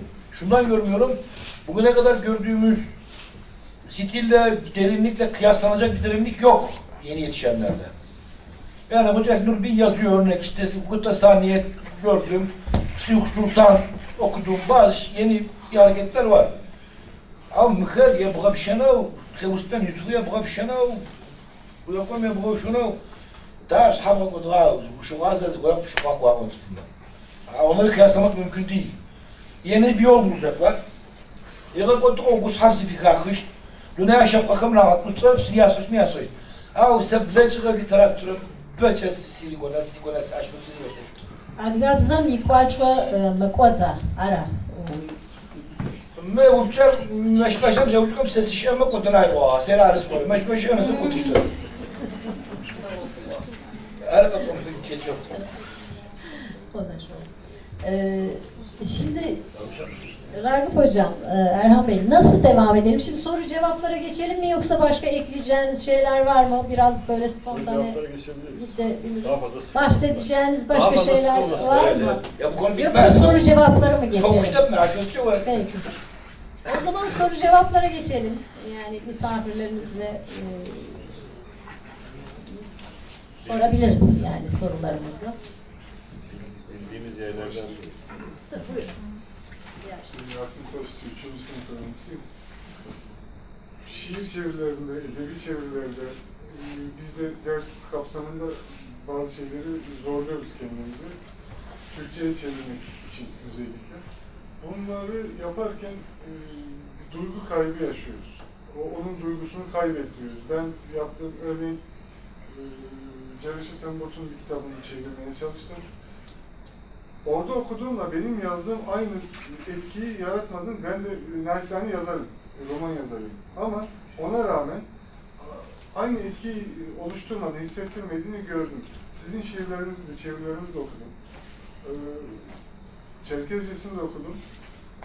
Bu fazla kayıp yok, hatta daha iyisi de olduğu yerler oluyor. İşte size şiir anlamında, Ragıp Hocam'a da edebiyat, kitap, roman anlamında o soruyu sormak istiyorum. Bu duyguyu kaybetmemenin sırları nelerdir, nasıl yaparız, nasıl bir teknik uygularız? Teşekkür ederim. Çerkezce'yi bir çevirebilir mi Ragıp Bey? Да, سيوجر يوا وسكر زبتشمس وخمسة زبتشم وفوق كاتي ونلجو تيجان وكما كاتي زبتشم خرامي أدقاب زستجرم خسخ أشبغر عكسك الحرة زكرشر تركب زم زستجرم زس حرم جان زفدا خراب دامر زفقر أو يوا أو وزبتشم وسكر تسجم يزبتشم تركب زلي يغوى تغو سفان فدماغو يادقاب زي شباق السياخو سيكوريحة يتركب زي سيكوريحة زغاش بناو سياشة داز فقرر أو يقول جارجي تموت يتخيل تسمع ويسا بروزة تسمع عشان يخين سخفا ويسا خمجة لذاتشنم سدا شابخي ار كبوتانا قطوات Yani böyle tarif edilebilecek bir şey yok. Yani bilemiyorum ne olur. Şimdi şöyle bir şey var. Mesela bazı şiirlerinde ya bu kime benziyor? Yani benim tanıdığım yani bir Türk şiirinde veya işte benim tanıdığım şairler arasında kime benziyor? Yani kimin üslubu var bu şiirinde? Çünkü çok üslup var yani tek üsluplu birisi değil. Yeryüzü, işte yeryüzü, gökyüzü onun derdi mesela. Bütün şiirlerinde böyle bir şey geçer. Bir espri de var. Yani mizah var. Yani en aşık olduğu, böyle yandım, kül oldum dediğin içinde de şey var. İroni var, mizah var o şeyde. Böyle bir bu herhalde mesela Türk şairlere Nazım gibi yazdığı şiirleri var. Orhan Veli gibi yazdığı şiirleri var. Acaba öyle mi? Yani bazen bir sürü kelimeyi atmak zorunda kalıyorsun. Çünkü ilk ham halini bir görünce perişan bir şey çıkıyor. Yani çok kötü bir Türkçe çıkıyor tabii o teke tek tercüme ettiğin anda. Yani orada ayıklaya ede, işte yakışıyor mu? Ya biraz da yakışsın sonuç olarak. Yani iyi kötü bir bir müziği olmalı şiirin. Roman için söylemiyorum. Yani romanın imkanı var zaten. Roman bir cümlede tercüme edemiyorsan ikinci cümlede, ikinci bir yardımcı cümleyle o anlamı verebilirsin o şeye. Şiir öyle değil. Hepsi bir sayfa zaten veya bir işte 6 satır, 10 satır. Ben de inanıyorum. Yani şiir çevirmek, şiir yazmak. Yeniden şiir yazmak. Onu kabul ediyorum ama en büyük korku ne? Ya bu adamın şeyinde bunun manasını acaba ruhunu yansıtıyoruz mu, yansıtamıyoruz mu? Yansıtıyorsak kelimeler değişik olsun önemli değil benim için. Ama yani güzel olacak diye de Nakbi'nin veya kimin işte şiirini perişan etmemek. Şimdi zaten böyle bir külliye oldu, 40-50 tane şimdi bakıyorum. Yani çok bazıları iyi olmuş. Ben de sevmişim yani. Tercümelerinden bahsediyorum. Bazıları yani Çerkezleri enterese eder de Çerkezler ondan bir haz alır da yani şiirin bütününde değilse de aradaki bir takım dörtlüklerden haz alır da bütünle haz almayabilir. Öyle şeyler var. Çok hepsi başarılı olacak diye bir şey yok. Onun için şiir zaten dertlidir. Yani dünyada şiir çevirileri yazarlar gibi şanslı değil şairler. Yani bir tane galiba, bir ikinci var mı bilmiyorum. Yani Neruda dışında Nobel olan yok. Mesela yani ölçülerden bir tanesi de o tercümeden kaynaklanıyor. Çeviriden kaynaklanıyor. Yani bilebildiğim kadarıyla öyle. Ragıp Hocam çevirebilir misiniz? Da gireceğim ülke Allah'a okşayışma, aşvas, da mortal, akçelikler, yakın da burada da zekasası zemam. Anladım bir gacı. Seyapa usab seçere yuamır seçere usakom yaşı katifet. Yisuke yıgıpski janre kati hafızız tutmuş sahip.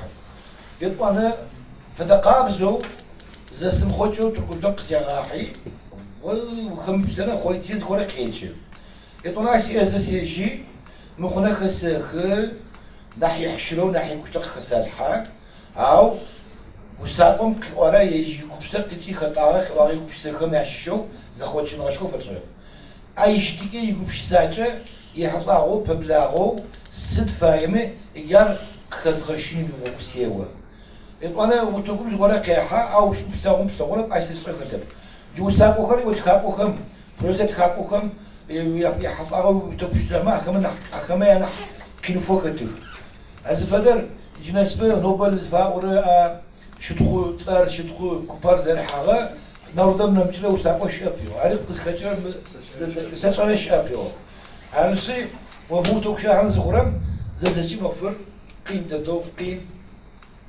أو هو يخبر ترتيب يا هو عارف تصبح شو كنت أقول سنة كنت أقول تسوى شو Bu arada Erhan Bey'in şiir çevirilerini şu anda Çerkezsenet sitesinde yayınlıyoruz. Daha sonra kitap olarak inşallah çıkardığı zaman Erhan Bey hepinize birer tane tabii hediye edecek. Şimdi başka soru var mı? Bu edebiyatla ilgili bir şey söylemiştim. Ben aynı konuyu edebiyat cevabını yapmıştım. Tamam, buyurun. شنو بجور؟ وشفن بناغة وخص شمخوة وفغز محاغة وشمغة وشمخصاغة قصبشت أي تنزيب وفقة تصاح غازي خاغم يتخاغم تياجي دقود ديتا وحاو أرتل الزبن تا أكما يحتقوت لغوت أكما يحتقوت تغب أكما بترابطم تغب أكما بتتسواغب أكز مقاطع وقلت تيجي كتاوغب فاش حافظ قلت لي أرزي أكما يا حصاغوك زبزتشون أشخب ده عش يكبشة يكبشة يكبشة كتشغا arayıp kız kaçırlar. Yani şu, onların verdiği mücadelenin bir ürün nihayetinde dedi. Tabii ben onu anlamam, onu çevirirken onu verebilmem için o şartları çok iyi anlayabilmek, çok iyi analiz edecek üstün bir analiz gücüne sahip olacağım ya da onlar gibi yaşamış olacağım. Benim abi zezzacı olmak bize halıram sesiyeceğim mümkün aklıma ya tıkakım kasbuhan بدأ الشاب يقول تاكي يا بتيجا زخس فنوي صاني غسيا بعفدس Ben hiç uçağı zıtın şuraya. Buyurun Ersin. Sitze Ersim Slakwas Hantu Kafedim ofsaçı Duzi adı kasemi ofsaçı Sevupçuna Sfayra Z Kırkura Utikamna Mufayme Adigabza Gupşisime Adigabza Tetkim Paye Türkiye'm şiye, diasporam şiye, nemiç karalığım şiye ad yakarım Adgafede Gupşisinin paye Şid İşica Teşte Uygu yitler Adgafede Te Türkçem Türkümzege Student tuku Türkümze School kametuka Şake Adgabze tekuşa şake Şerva tekuşa şurat Şuda sessiz seplevşe sessiz müstırarı Seslavurarı Türkümze tekuşası Adgabze tekuşa Erteşte şervar okuyuş Ragıp Adgafede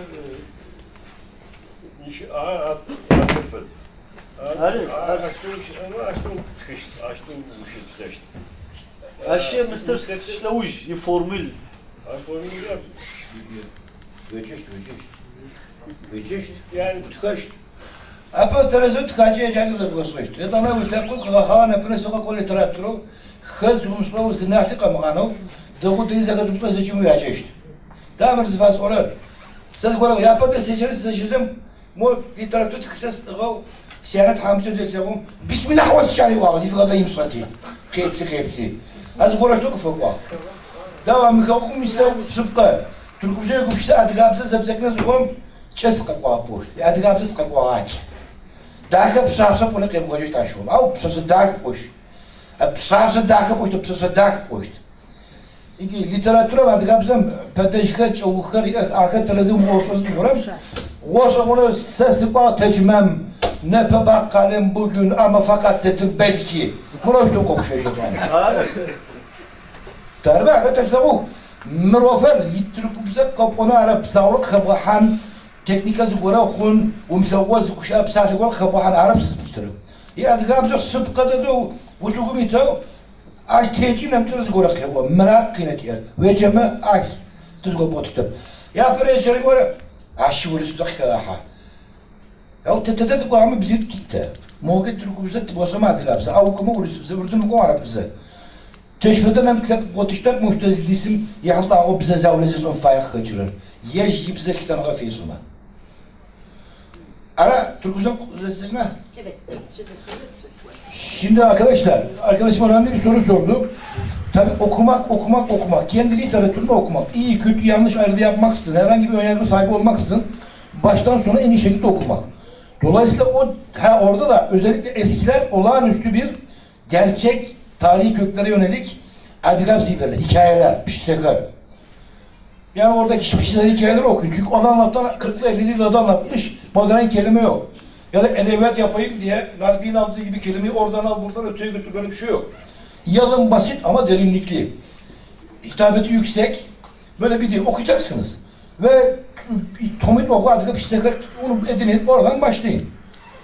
Bunun dışında kaynaklar, şimdi adgab maka oku dersen, anlamazsın. O plak onka işte o kemer azaf o şuna van çağın felacık. Bunları anlamayabilirsiniz tabii. Adına mahkam kritika ve cemiyeti hukukçu okuhaş. Ama bunun dışında olağanüstü şartlar okumak başka yolu yok. Biz şimdi sadece adına edemedik. İşte Kaberde edebiyatı var. Kaberde kanıkla bize var. Şortan asker bey, Şoka Ali, Şocazuk Ali, Şocazuk Adem, Hımit Şaşıp, Bitsu Anatole. Oraya hiç giremedik. Orada da bir okyanus ötesi bir okyanus var. Ne yapacağız? Sadece okuyacaksınız. Bakın, okumayı günlük hayatınızın bir parçası haline getirmezseniz مَا فَقَسِفْ يَمِشَمَ فِشُقُ بِشَيْ يُقُنَسُ بِشَيْ Da, Türkümüzler tevo kıtağı. Televizyonu Türkümüz, radyo Türkümüz, Yecapar Türkümüz, bunlar Türkümüz, Şavar Türkümüz, Katar Türkümüz. Bu tüste veceme uçu ukuşama arı açtı falan tafişte, koştu. Teti adına bize nasıl çıkar çıkmakar kakatlıklar, akıya bir şey çıkarır. Arısı vecek. Vati kasımda çok yok, adına bize çok uzak tıkış. Kıkı, çıkar uzak fayı. Ha, da deyu mu bıkan, terası bu. Bu tıkış. Zaman bu kadar terası utka vecek. Ha, bıçak kası vecek. Şu gazı işte, bıçak gazı öyle işte. Ses yapıp çete çağırın.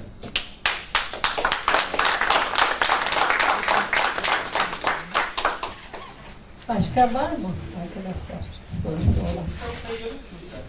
Evet arkada kim var arkadaş? Şiir okuyabilir miyiz acaba? Nasıl? Şiir. Tabii buyurun. Kabade edebiyatından bahsettiniz. Tabii ki, buyurun. Sezar'ın kırsı. Edgar Allan Poe'da şirkâhan. Edgar Allan Poe. Edgar Allan Poe. Zebzacı var. Adgabzacı. Você conhece a dieta de...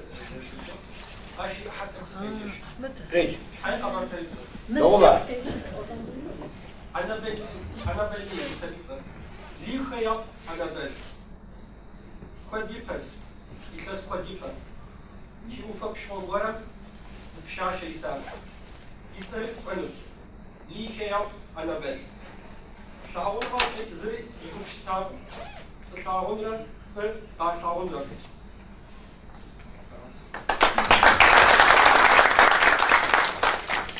Teşekkür ederiz. Başka Alles arkadaş? ja, was man çok şahunlar var zawa. Üstepeki. Tamam acem cıkası yani. Ya hem ne haber? Ahad tema. Tema belki tema zıfıkti zecemi. Zıfat kela tema yahit av yakıyor cıkası. Var mı tıkan ben? Mağarın tamam, oturmuş bayağı tıkan. Maalesef tamam şampanya. Sıfam yazılı tekrar hocam yaptı kâra. Yakın bu tekrar. Tukum ciğeri. Tukum diye tıkan kamyarı. Adem diye tıkan kamyarı. Karagacı haftanın arkasına acı karagacı. Ve yaptı şaya teti hemazakor Arap. Erhan Bey de biraz önce aynı şeyden bahsetti. Ama konuşma diskatı hakikaten var. 3-5 tema üzerinden tabii bunlar tamam bizim için büyük travmalar. Göç, savaş bunlar için hiç söylemiyorum ama bunlar dışında da konularımız olmalı bizim. Özellikle seçtiğim bir konu var mı? Örneğin alsam. Bir konu söyler misin bana? Gömlek de olabilir bu. Bir şapka da olabilir. Hayatın içinde yani Türk şiirine bakın tema olarak. Şimdi o konuda literatürde sıkıntı yok. Yapraktan ağaca, böcekten kurda, börtüden böceğe. Aklına gelecek her şey var. Ama hocamın dediği aşk, sevda, insan psikolojik sihirler, psikolojik tahliller konusunda eksiğimiz var. Şimdi sen haberdeyse okudun, ben sana bir şey söyleyeyim. Hakas ve göçle ilgili bir tek cümle söylemiş. Bence her şeyi anlatmış. Ava abhoder ve uybet. Ahemci sihakul yibet. Ama kadar bu ibet. Yibet. Avha kumça ahemci sihakul yibet. Yibet. Öksüz demek yibe yibe. Sende diyor kakas, onlardan çok var ama benim yurdum onlar için öksüz. Zifora bir gara. Cari havk içici yıfıcı zeçeri kısaçı ovayık al. Tabii şeyin 2013'te yazdığı göç aldı, Rafakar diye. Sürgünü ve göçü meşmesi onu da göz önüne aldı. Yetişemez adamı. O yazıyor, biz okumaya yetiştiremiyoruz. Ayet tecet ya da hasret yani meşgursum. Hayır siz de ofu açtı. Siz de ofu. Saygılar ekselansları, sayın ordum. Ne biçim ofu yaparız okula sesi Başka sorusu olan var mı acaba? Buyurun Elçin'cim. Elçin benim sınıf arkadaşım bu arada. Tabii 3. sınıfta Elçin en çalışkanlarından. Ve Çerkez değil ama çok güzel telaffuzları var.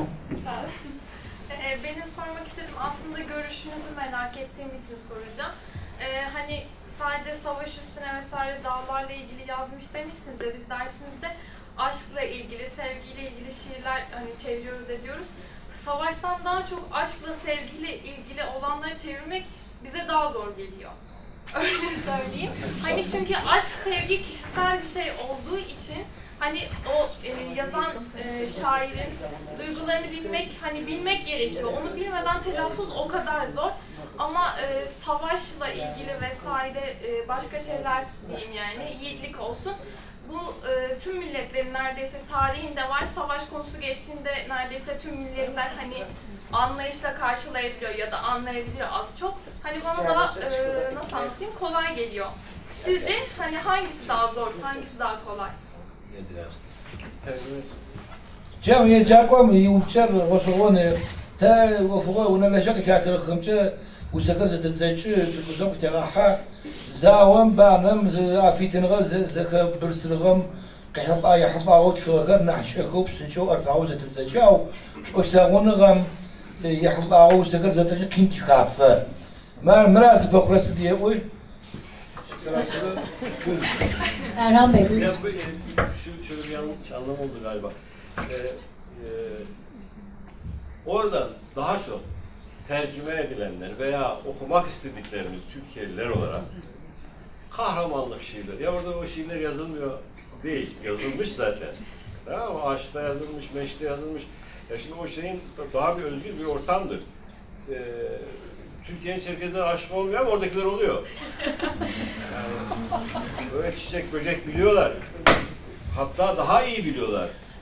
Siyaset yazmayalım diye onu yazmamak için tabiatı çok iyi biliyorlar. Mesela o şey var, Kaysın Kuliye var. Kayberde Balkar'ın çok önemli bir şair. Evet, Balkar. Böleceğim biraz ama hani benim bahsetmek istediğim şey değil, hani yazmıyorlar değil, yazıyorlar ama hani aşk ve sevgi dolu şiirler oldu hangisi? Geleceğim. Herkes kahramanlığı seviyor sonuçta. Bütün diller kahramanlığı seviyor. O şeyler kolayca anlatılabiliyor, ediyor. İşte ama bir aşk Oflu'nun tabiriyle İncelikler silsilesi zor anlatılıyor. Onu demek istiyorsun değil mi? Orada şairlik deniyor zaten tabii yani. Soruyu bir çevirelim. Olur yani. Evet. ميوجا كتغر بواجر زاو بانا وفقك وطن نحشك قاقو او تقولوا ادي خمس يا تقرمس تصرف قبارنا Yazmadılar demedim. يا بيعتقلب صغار يتخخر Mice قاقوله بتاخد في نفس سكر كزات زيتون diyeceğin geçiyor. Ama benim bakış açıma göre şöyle bir sorun var. Adigalar sevdalarını üzeri örtülü kinayeli sözlerle ifade ederler. Bunu biliyor musunuz? Bilmiyorum. Şafak bize, Çalçer'de bize dediğimiz bir dil var. Şimdi ben bir örnek vereyim. Uzun yola giden iki konuşan, kaşem diyoruz biz. Siz daha iyi biliyorsunuz, görmüşsünüzdür. Uzak yola giderken ben uğurlanıyorum, ben gidiyorum. Benim ölüm haberim gelirse ne yaparsın dediğimde senin mezarın burada hiçbirisinden sonuna kadar beklerim demişti. Senin mezarın burada hiçbirisinden beklerim demişti. Başka herhangi bir söz yoktu. Taz çiçek var az adgeç avaz peşto bzilto pşarjım sesakwa kasım basi amale o mukawajina no muqashilin falas kupatin muqach athos kupatin ibijwa aw tutamuna kawatanır khiwatçınır akto kazarqa kuşaçı adgı ma gafretlere yerleşir ufuk. Burada adgı kabilsin onlar kabilsi ne kadar bilmiyorum ama başka bir olay anlatayım. Şimdi bakın Kazbek Dağı meşhur. Bir adliye kızı var.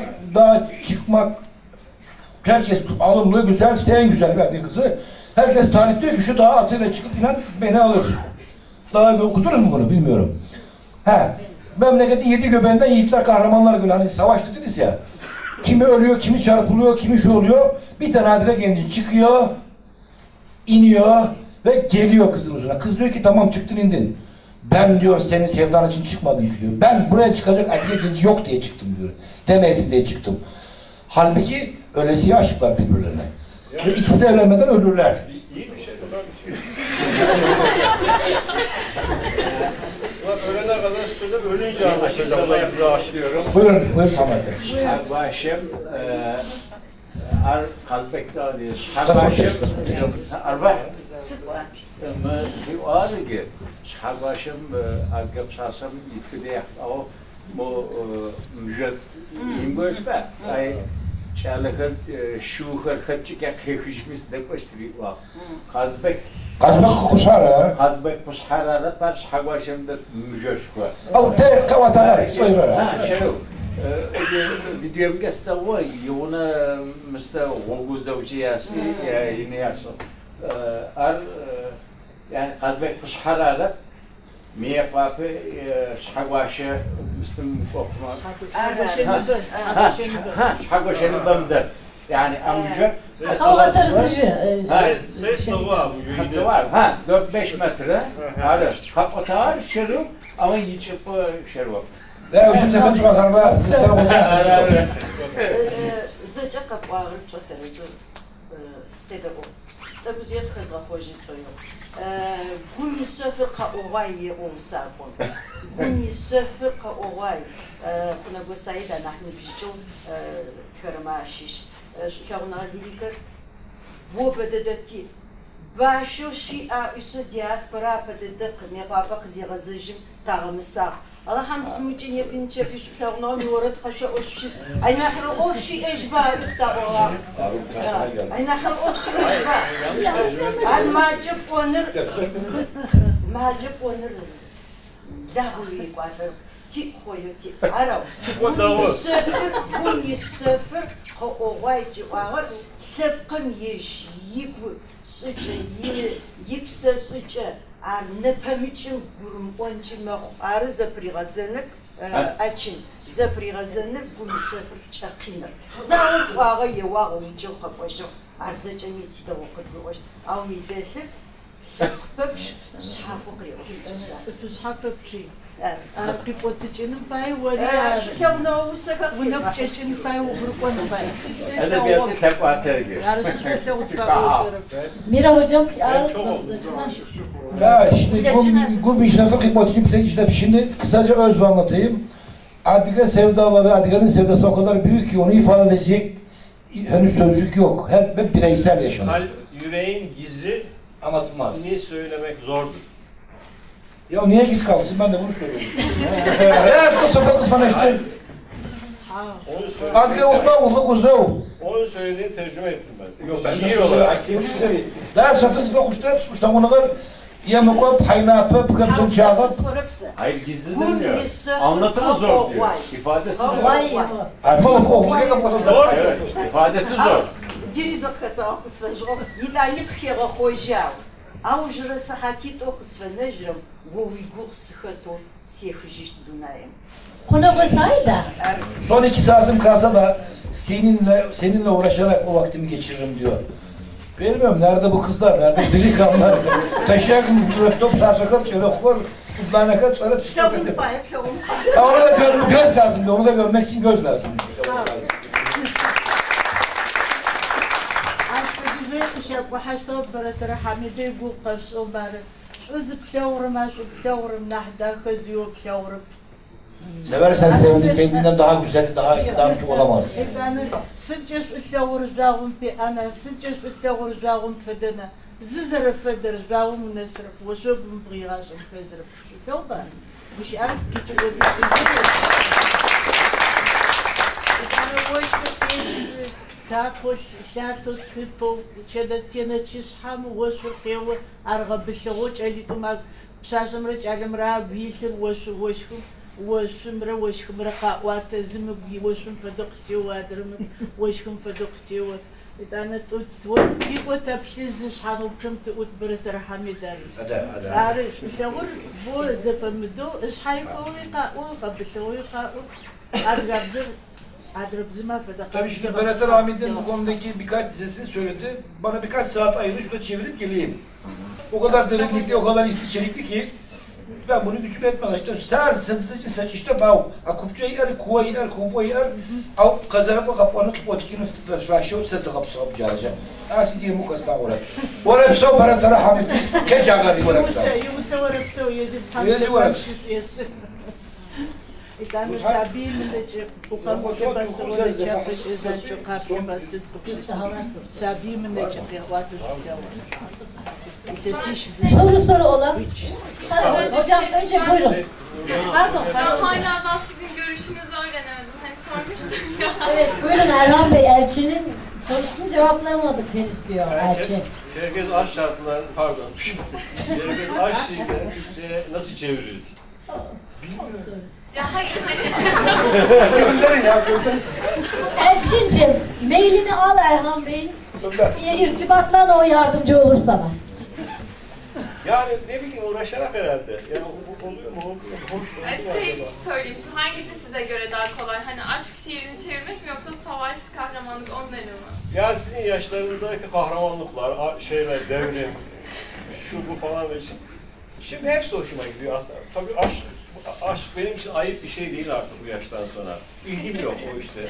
Dolayısıyla kolayca söyleyebilirim. Hocalar yanlış anladılar. Ben orada aşçilerin yazıldığını biliyorum. Zaten şeylerinde var. Bu taraf onu sevmezdi. Yani oradan tercümeler onu bu taraftakiler. Çünkü biz Semerkol seviyesinde, Kaşen seviyesinde, ya Kaşen'i bir türlü anlatamayız biz şeyleri, Türk arkadaşlarımıza. O ne ya? Yani sevgili misiniz? Yok, tam öyle değil. Vay işte. O flörtte de kötü bir şeyler olabilir. Böyle şey, namuslu. Böyle eline dokunmaz. Falan filan böyle bir tarifi yok. Yani Türkiye'deki öyle. Yani onlar başına herhalde sevgilidir. Yani esas olarak öyle bir şey olması gerekir. Tabii 150 sene önce kafede buluşalım demeyeceklerdi Çerkez köylüleri. İki haberde şurada buluşalım falan. Öyle bir şey olmazdı canım, işte köyde Kaşen olunur, ne ederdi. Modern toplumda o Kaşen başka bir şeye dönüşmüştür. Dönüşmesi de çok normal bir şey. Aşçıyı nasıl çevrilir konusunda dediğim gibi bir fikrim yok, uğraşıp duracağım. Bir şey daha çevirmek yerine hiç yazmayı düşündünüz mü? Var, onlar var. Çerkezce mi? Evet. Hayır, Çerkezce yok. Hayır. Türkçe yazdı. Türkçe var. Çerkezce düşünmüyor musunuz? Beceremem. Çerkezce okumayı sökemiyorum, yazmayı. Ze zie maar ga of op zijn fire. Bak. Bakalım. Sen yaz. Yani bir sıkıntı olursa Tamam, teşekkür ederim. Enes'cim buyur. Merhaba, ben Çerkezli 2. sınıf öğrencisi Enes Sen. Burada olmaktan çok mutluyum. Hoş geldiniz diyorum öncelikle. Benim sorum şu yönde olacak. Edebiyat ve kültür alanında geçmişten beri günümüze gelen çok değerli eserler, çok değerli şiirler, çok değerli romanlar, çok değerli eserlerimiz var. Bu kültür çok aşırı zengin bir kültür aslında. Benim merak ettiğim soru şu, üst nesillerimiz bu işte uğraşırken, sizin gibileriniz, sizin daha üst nesilleriniz, biz şu an Çerkez Dili ve Edebiyatı okuyoruz, evet, edebi eserler görüyoruz, tarih görüyoruz, destanlar görüyoruz.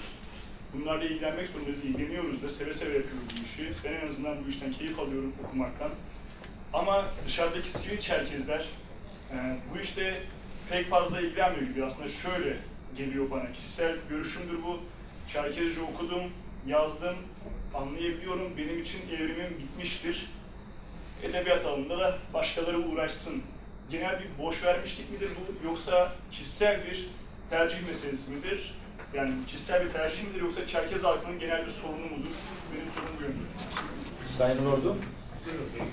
Sağınıza geldi. Başka bir dile ihtiyaç duymadan o dille yaşamayı sağlıyordu. Yani toprağa ekiyor, hayvancılık yapıyor, işte meyve vesaire. Şimdi bunların çok az artan bir bölümünü, genellikle bunların hepsi o kış, o evde tüketiliyor. Artan bir şey varsa sattığı tütün şey, bunu satmak için de 100 kelime, 200 kelime yetiyor o şey pazarında. Bir at satmak için, veya 2 kanı buğday satmak için. Çok kapalı bir ekonomi o şeyde. O yaşıyor o dil o zaman. Yani o zaman Adile dili ekonomik bir dil aynı zamanda. Yaşam dili. Yaşam dili olmaktan çıkmaya başladıktan sonra bu maalesef böyle yavaş kayboldu. Şimdi Fahri Uvaş abimiz en iyi konuşanlardandır Türkiye'de. Eşi de çok iyi konuşur Hürriye Karden. 4 tane çocukları var. Ben çoğunuz bilirsiniz. Bunlar hepsi çok küçükken evde hem Adıge lehçesini hem Kabardey lehçesini konuşurlardı. O Nejanlar falan yani. Ve sokağa çıktılar. Yani sokakta oynamaya başladıktan sonra yavaş. Şimdi konuşamıyorlar dediler. Yani anlıyorlar ama böyle bir dert var. Bu dille geçim sağlayabilirse, sağlama ihtimali olursa o da kesin öğreniyor. Kesin öğreniyor. Onun dışında işte Ragıp Hoca gibi idealistler, yani şeyler de öyle aslında. Sorarsan işte o Necdet Hatanlar, işte Fahri Vaclar vesaire. Bir misyon olarak üstleniyorlar. Bu şeyleri fedakarlık da yapıyorlar. Öyle öğrenmeye devam ediyorlar. Yoksa yavaş gidiyor bu. Ben ilk defa Markov'da Musa gelmişti. siz oradaydınız. Bu Bafralı bir pirinççi bunu tercüme olarak tutmuş. Yerine 50 dolar vereyim sana demiş. 10 gün falan o Bafralı'yı gezdirdi. 500 dolar. Ve hayatta ilk defa Çerkez dili para kazanıyor. Yani benim gördüğüm bir şey var. Tercüme ederek para kazanıyor. Aslında Musa da öyle Çerkezce merkezi çok iyi bilmiyor ama orada Çerkezleri bulduğu için idare ediyor. Yani ona yardım ediyorlar vesaire falan. Şimdi tabii bir şey komik tarafı da bu dille geçinebilirsek, onun bir yolu çıkarsa kalır. Yani Naçi'yi ben daha şanslı görüyorum açıkçası. Naçik'te 350'nin adıga yaşıyor ve o şehirde yani o 500 mü? Hadi çık hadi sen. Öyle mi? Yani çöpçü de, polis de, pazarcı da, belediye memuru, işte herhangi bir PTT veya bankacı o dille yaşamını sürdürebiliyorsun. Maykop'ta o dille sürdüremiyorsun, değil mi? Doğru değil mi? Yani Kısmen doğru. Maykop'ta bile bırakınız şeyi sürdüremiyorsunuz. Rusça istiyor o.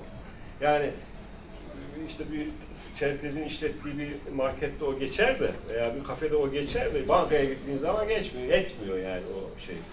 Öyle bir dert var. Yani bu sizin dikkatinizi çeken mesele belki işte 50-60 yıldır, 40-50 yıldır en azından o zamanın gençlerinden itibaren hepimizin derdi olan bir şey. Çözümü de çok kolay değil, olsaydı zaten bir şekilde çözerdik. Ben bu konuda söyleyebileceklerim bu kadar. Senin ekleyeceğin bir şey varsa katılıyorum. Başka? Ben Lermontov'la ilgili bir soru sormak istiyorum. Lermontov'un Çağımızın Bir Kahramanı adlı bir eseri var.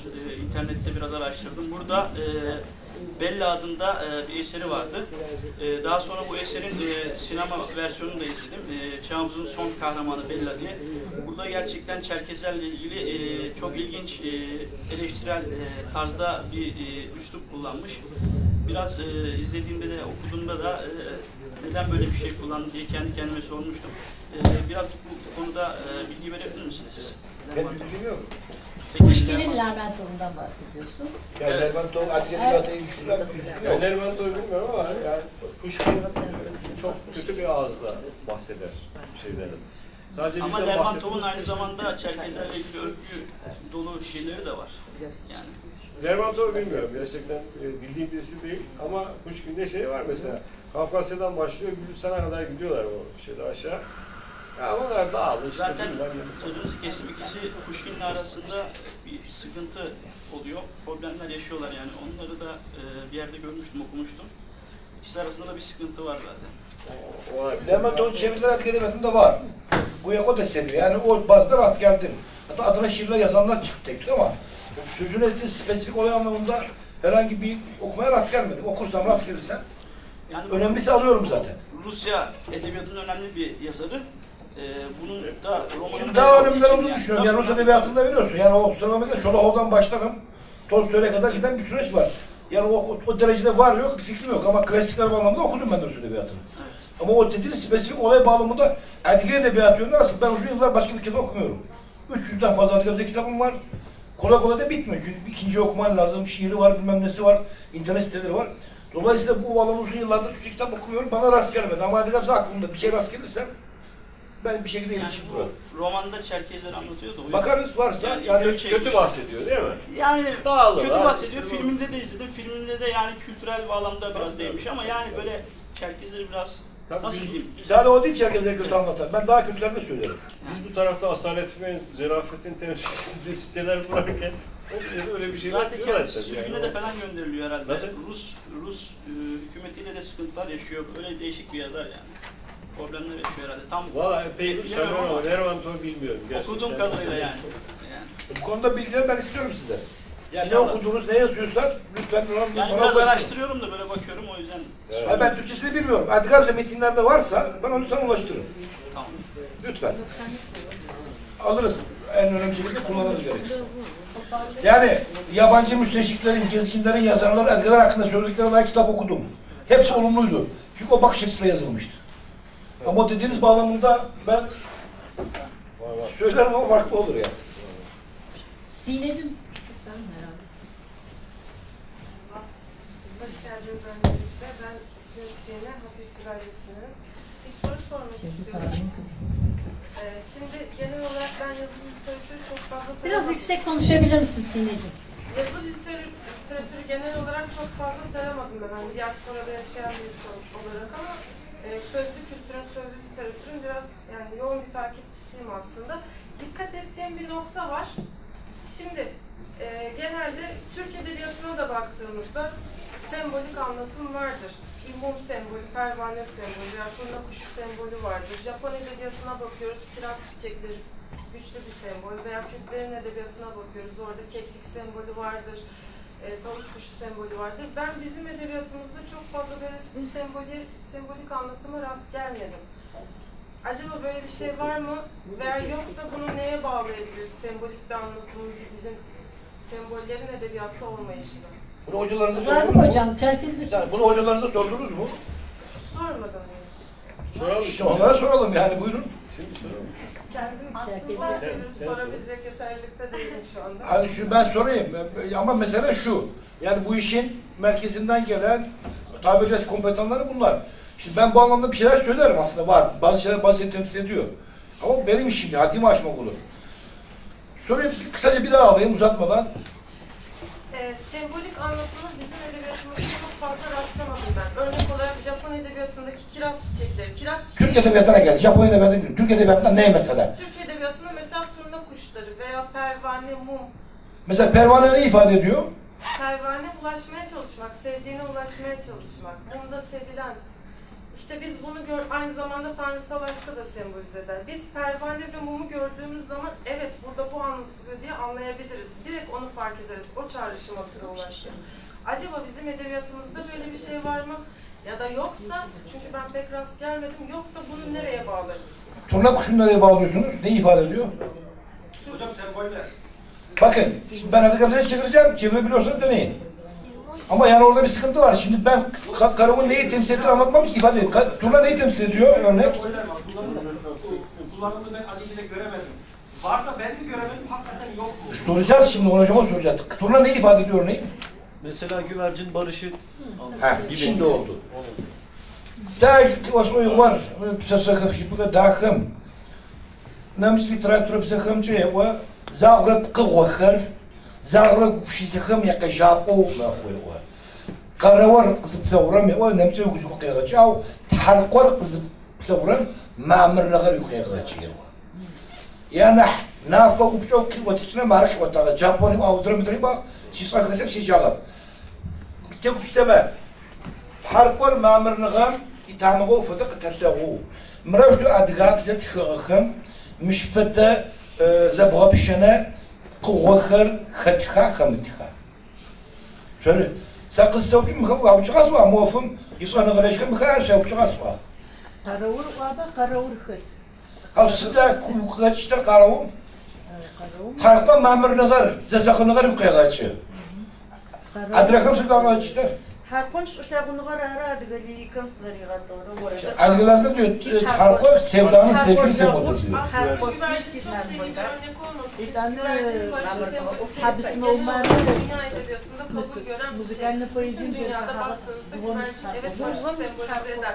Fakat benim bahsettiğim şey mesela mum ve pervane örneği bu çok spesifik. Sadece Türk edebiyatına veya Fars edebiyatına özgü bir şey. Ya da Japonya'daki kiraz çiçekleri ölümlü, geçiciliğin güzelliğini onu sembolize eder. Dayı var Japon tıkıvakam ve çerez nakıvakam kayıp kağıçılar.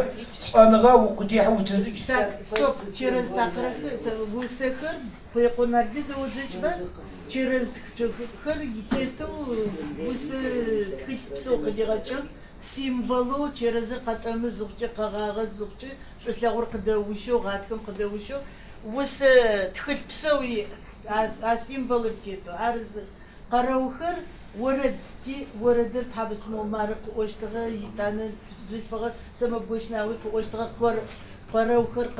قروخر آخر يجيجمه بس يقول نغر أجتشغو إيش حق مخوغو زي تامغر قصو إيش حق مخوغو الثور صفني قدام مسعدتو يجم زديش أجو صفم أجتشغو زفتش قرو راجي تامغ يسيبو عرسل يقول ناتو Hayır, şöyle turna diyor bizde ulaşıp da sevdasına erişemeyenleri temsil eder diyor.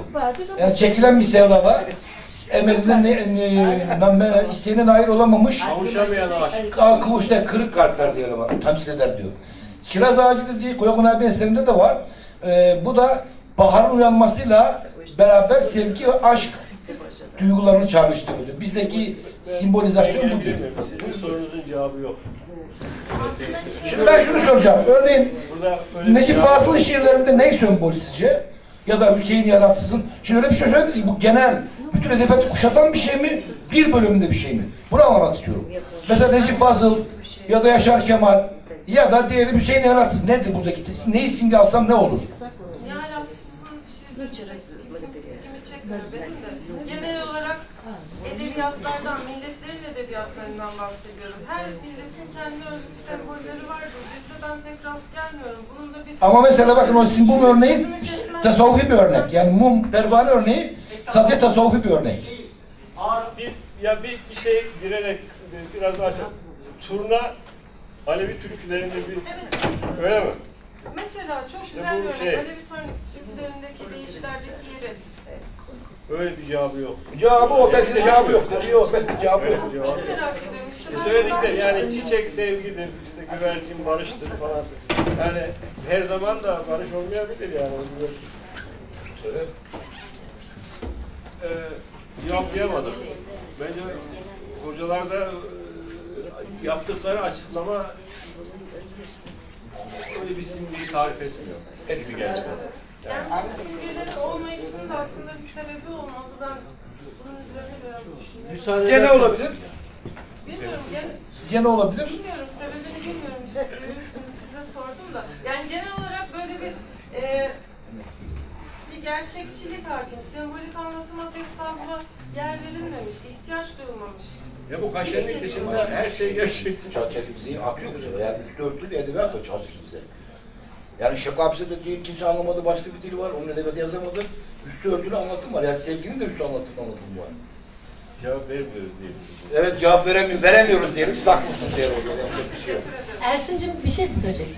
Hani affınıza sığınarak cevap olarak da vermek için değil de hani anladığım kadarıyla bu şeyi gidermek adına karşılaştığım Maykop Müzesi'nde karşılaştığım bir şeyi, bir anımı ve işte anlatmak istiyorum. Müsaade ederseniz yine de kardeşim.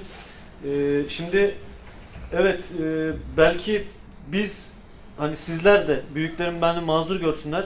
Siz de gençken birçok şeyi direkt olarak ifade edemediniz. Aslında Sine çok güzel bir şeyi temas etti. Belki de bizim Adige kültüründeki edebiyatımızda bence Türk edebiyatının haricinde daha çok direkt yerine galiba dolaylı şeyler var. Mesela müzede de var. Bir tasvir, bir hayvan var, bir figür var. Bu düğünlerde de kullanılıyor. Aslında o hayvan dünya üzerinde yok. Ne dinozor, ne bir şey. İşte üç başlı şey gibi. Mesela Güneydoğu kültüründe de var. Şahmaran. Bravo. Yani şahmaran gibi bazı şeyler var. Bunlar edebiyatta kullanılmış. Bazı anlatımlar vesaire, sembolik bazı şekiller ve şeyler, bunlar halılara, kilimlere işlenmiş, duvarlara resmedilmiş vesaire. Bunların hani ne bir uçak, ne bir mum, ne bir pervane ama anlattıkları bir şey var. Tek bir şey var. Benim gördüğüm yani sevgiyi bile anlatırken çok dolaylı yönden, direkt sevgi veya işte şey kelimesiyle değil, savunuyor kelimesiyle değil, farklı şekillerle anlatıldığı için, zoru seçtiği için, coğrafyanın da getirmiş olduğu o sert şekilde yani az buz değil, yüzlerce yıl savaşmanın vermiş olduğu şey, ama belki de fırsat bulamadılar. Sevgilerini savaşla... Sevgi her zaman fırsat bulur. Savaşla örtüşerek anlatmaya çalıştılar. Yani Wick dansı bile yani veya işte ama bir şey arkadaşın sorusu bu değil. Değil, evet. Ersin'cim sağ ol. Yani Yorum bazı için.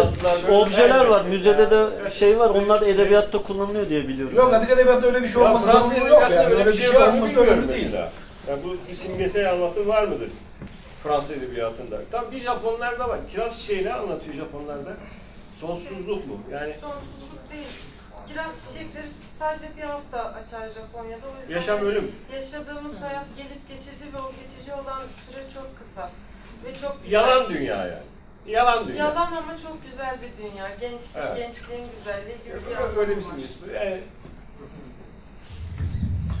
Tabii çarçaklı bize üstü örtülü ifade ve o kim diye kinayeli konuşma diye 2 tane şeyimiz var. Tabii bunun örneklerinde başka hiçbirini bulamayız.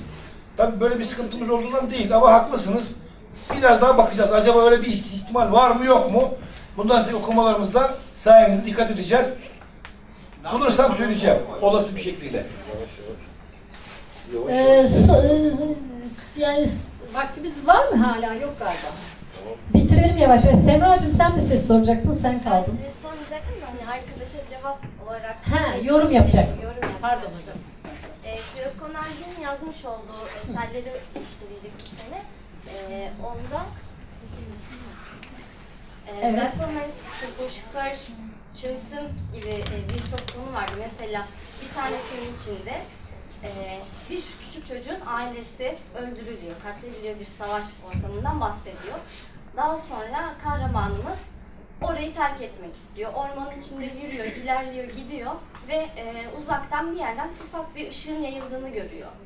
Gidiyor bakıyor bir demir atölyesi ve o ışık gece gündüz hiç sönmüyor.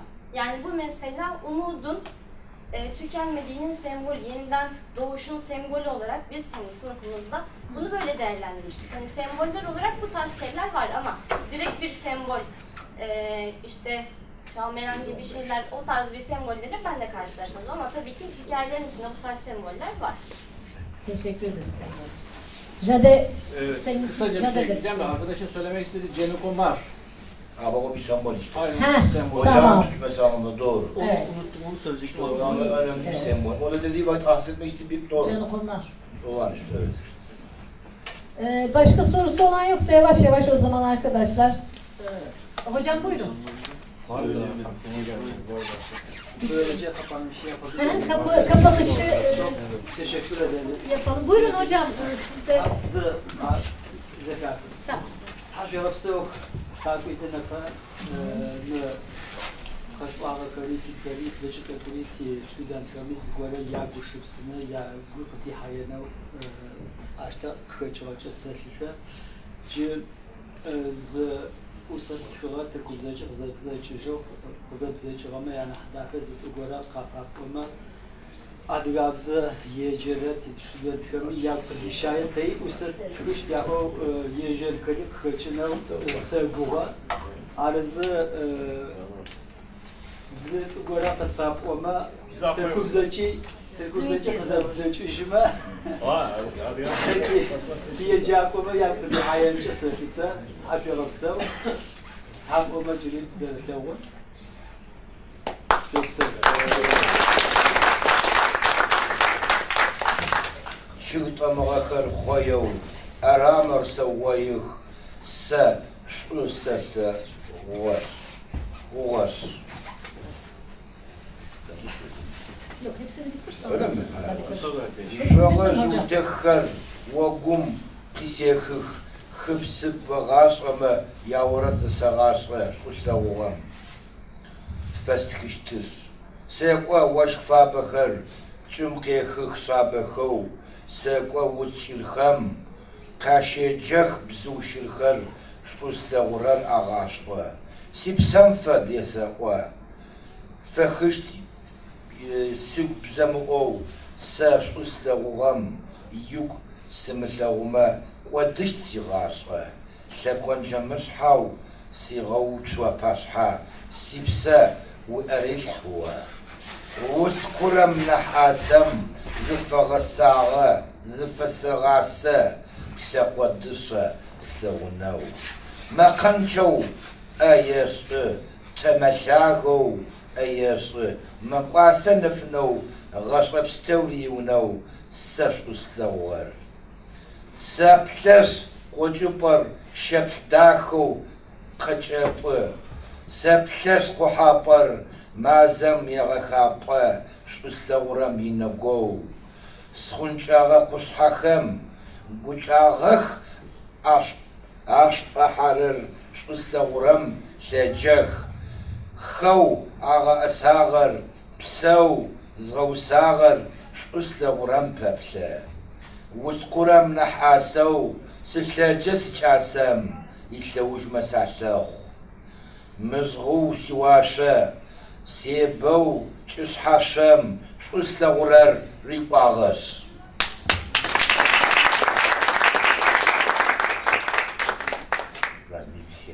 Yalçın dorukları bağlıyorum birbirine, elimde bir işim.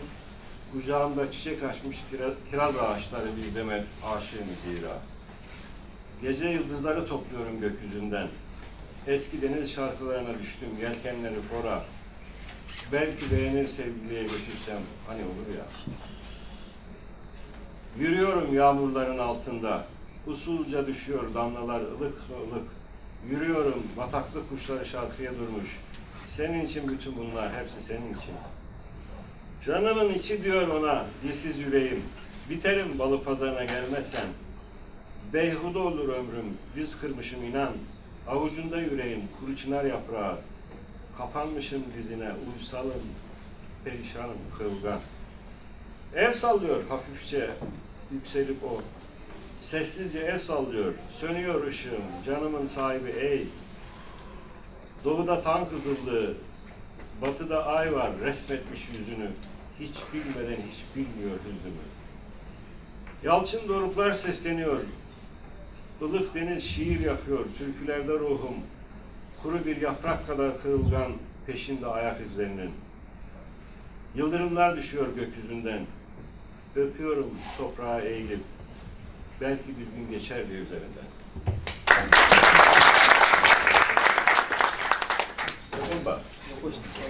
Şimdi çok teşekkür ediyoruz Şeraf Ragıp Bey'e ve Erhan Hapay'a.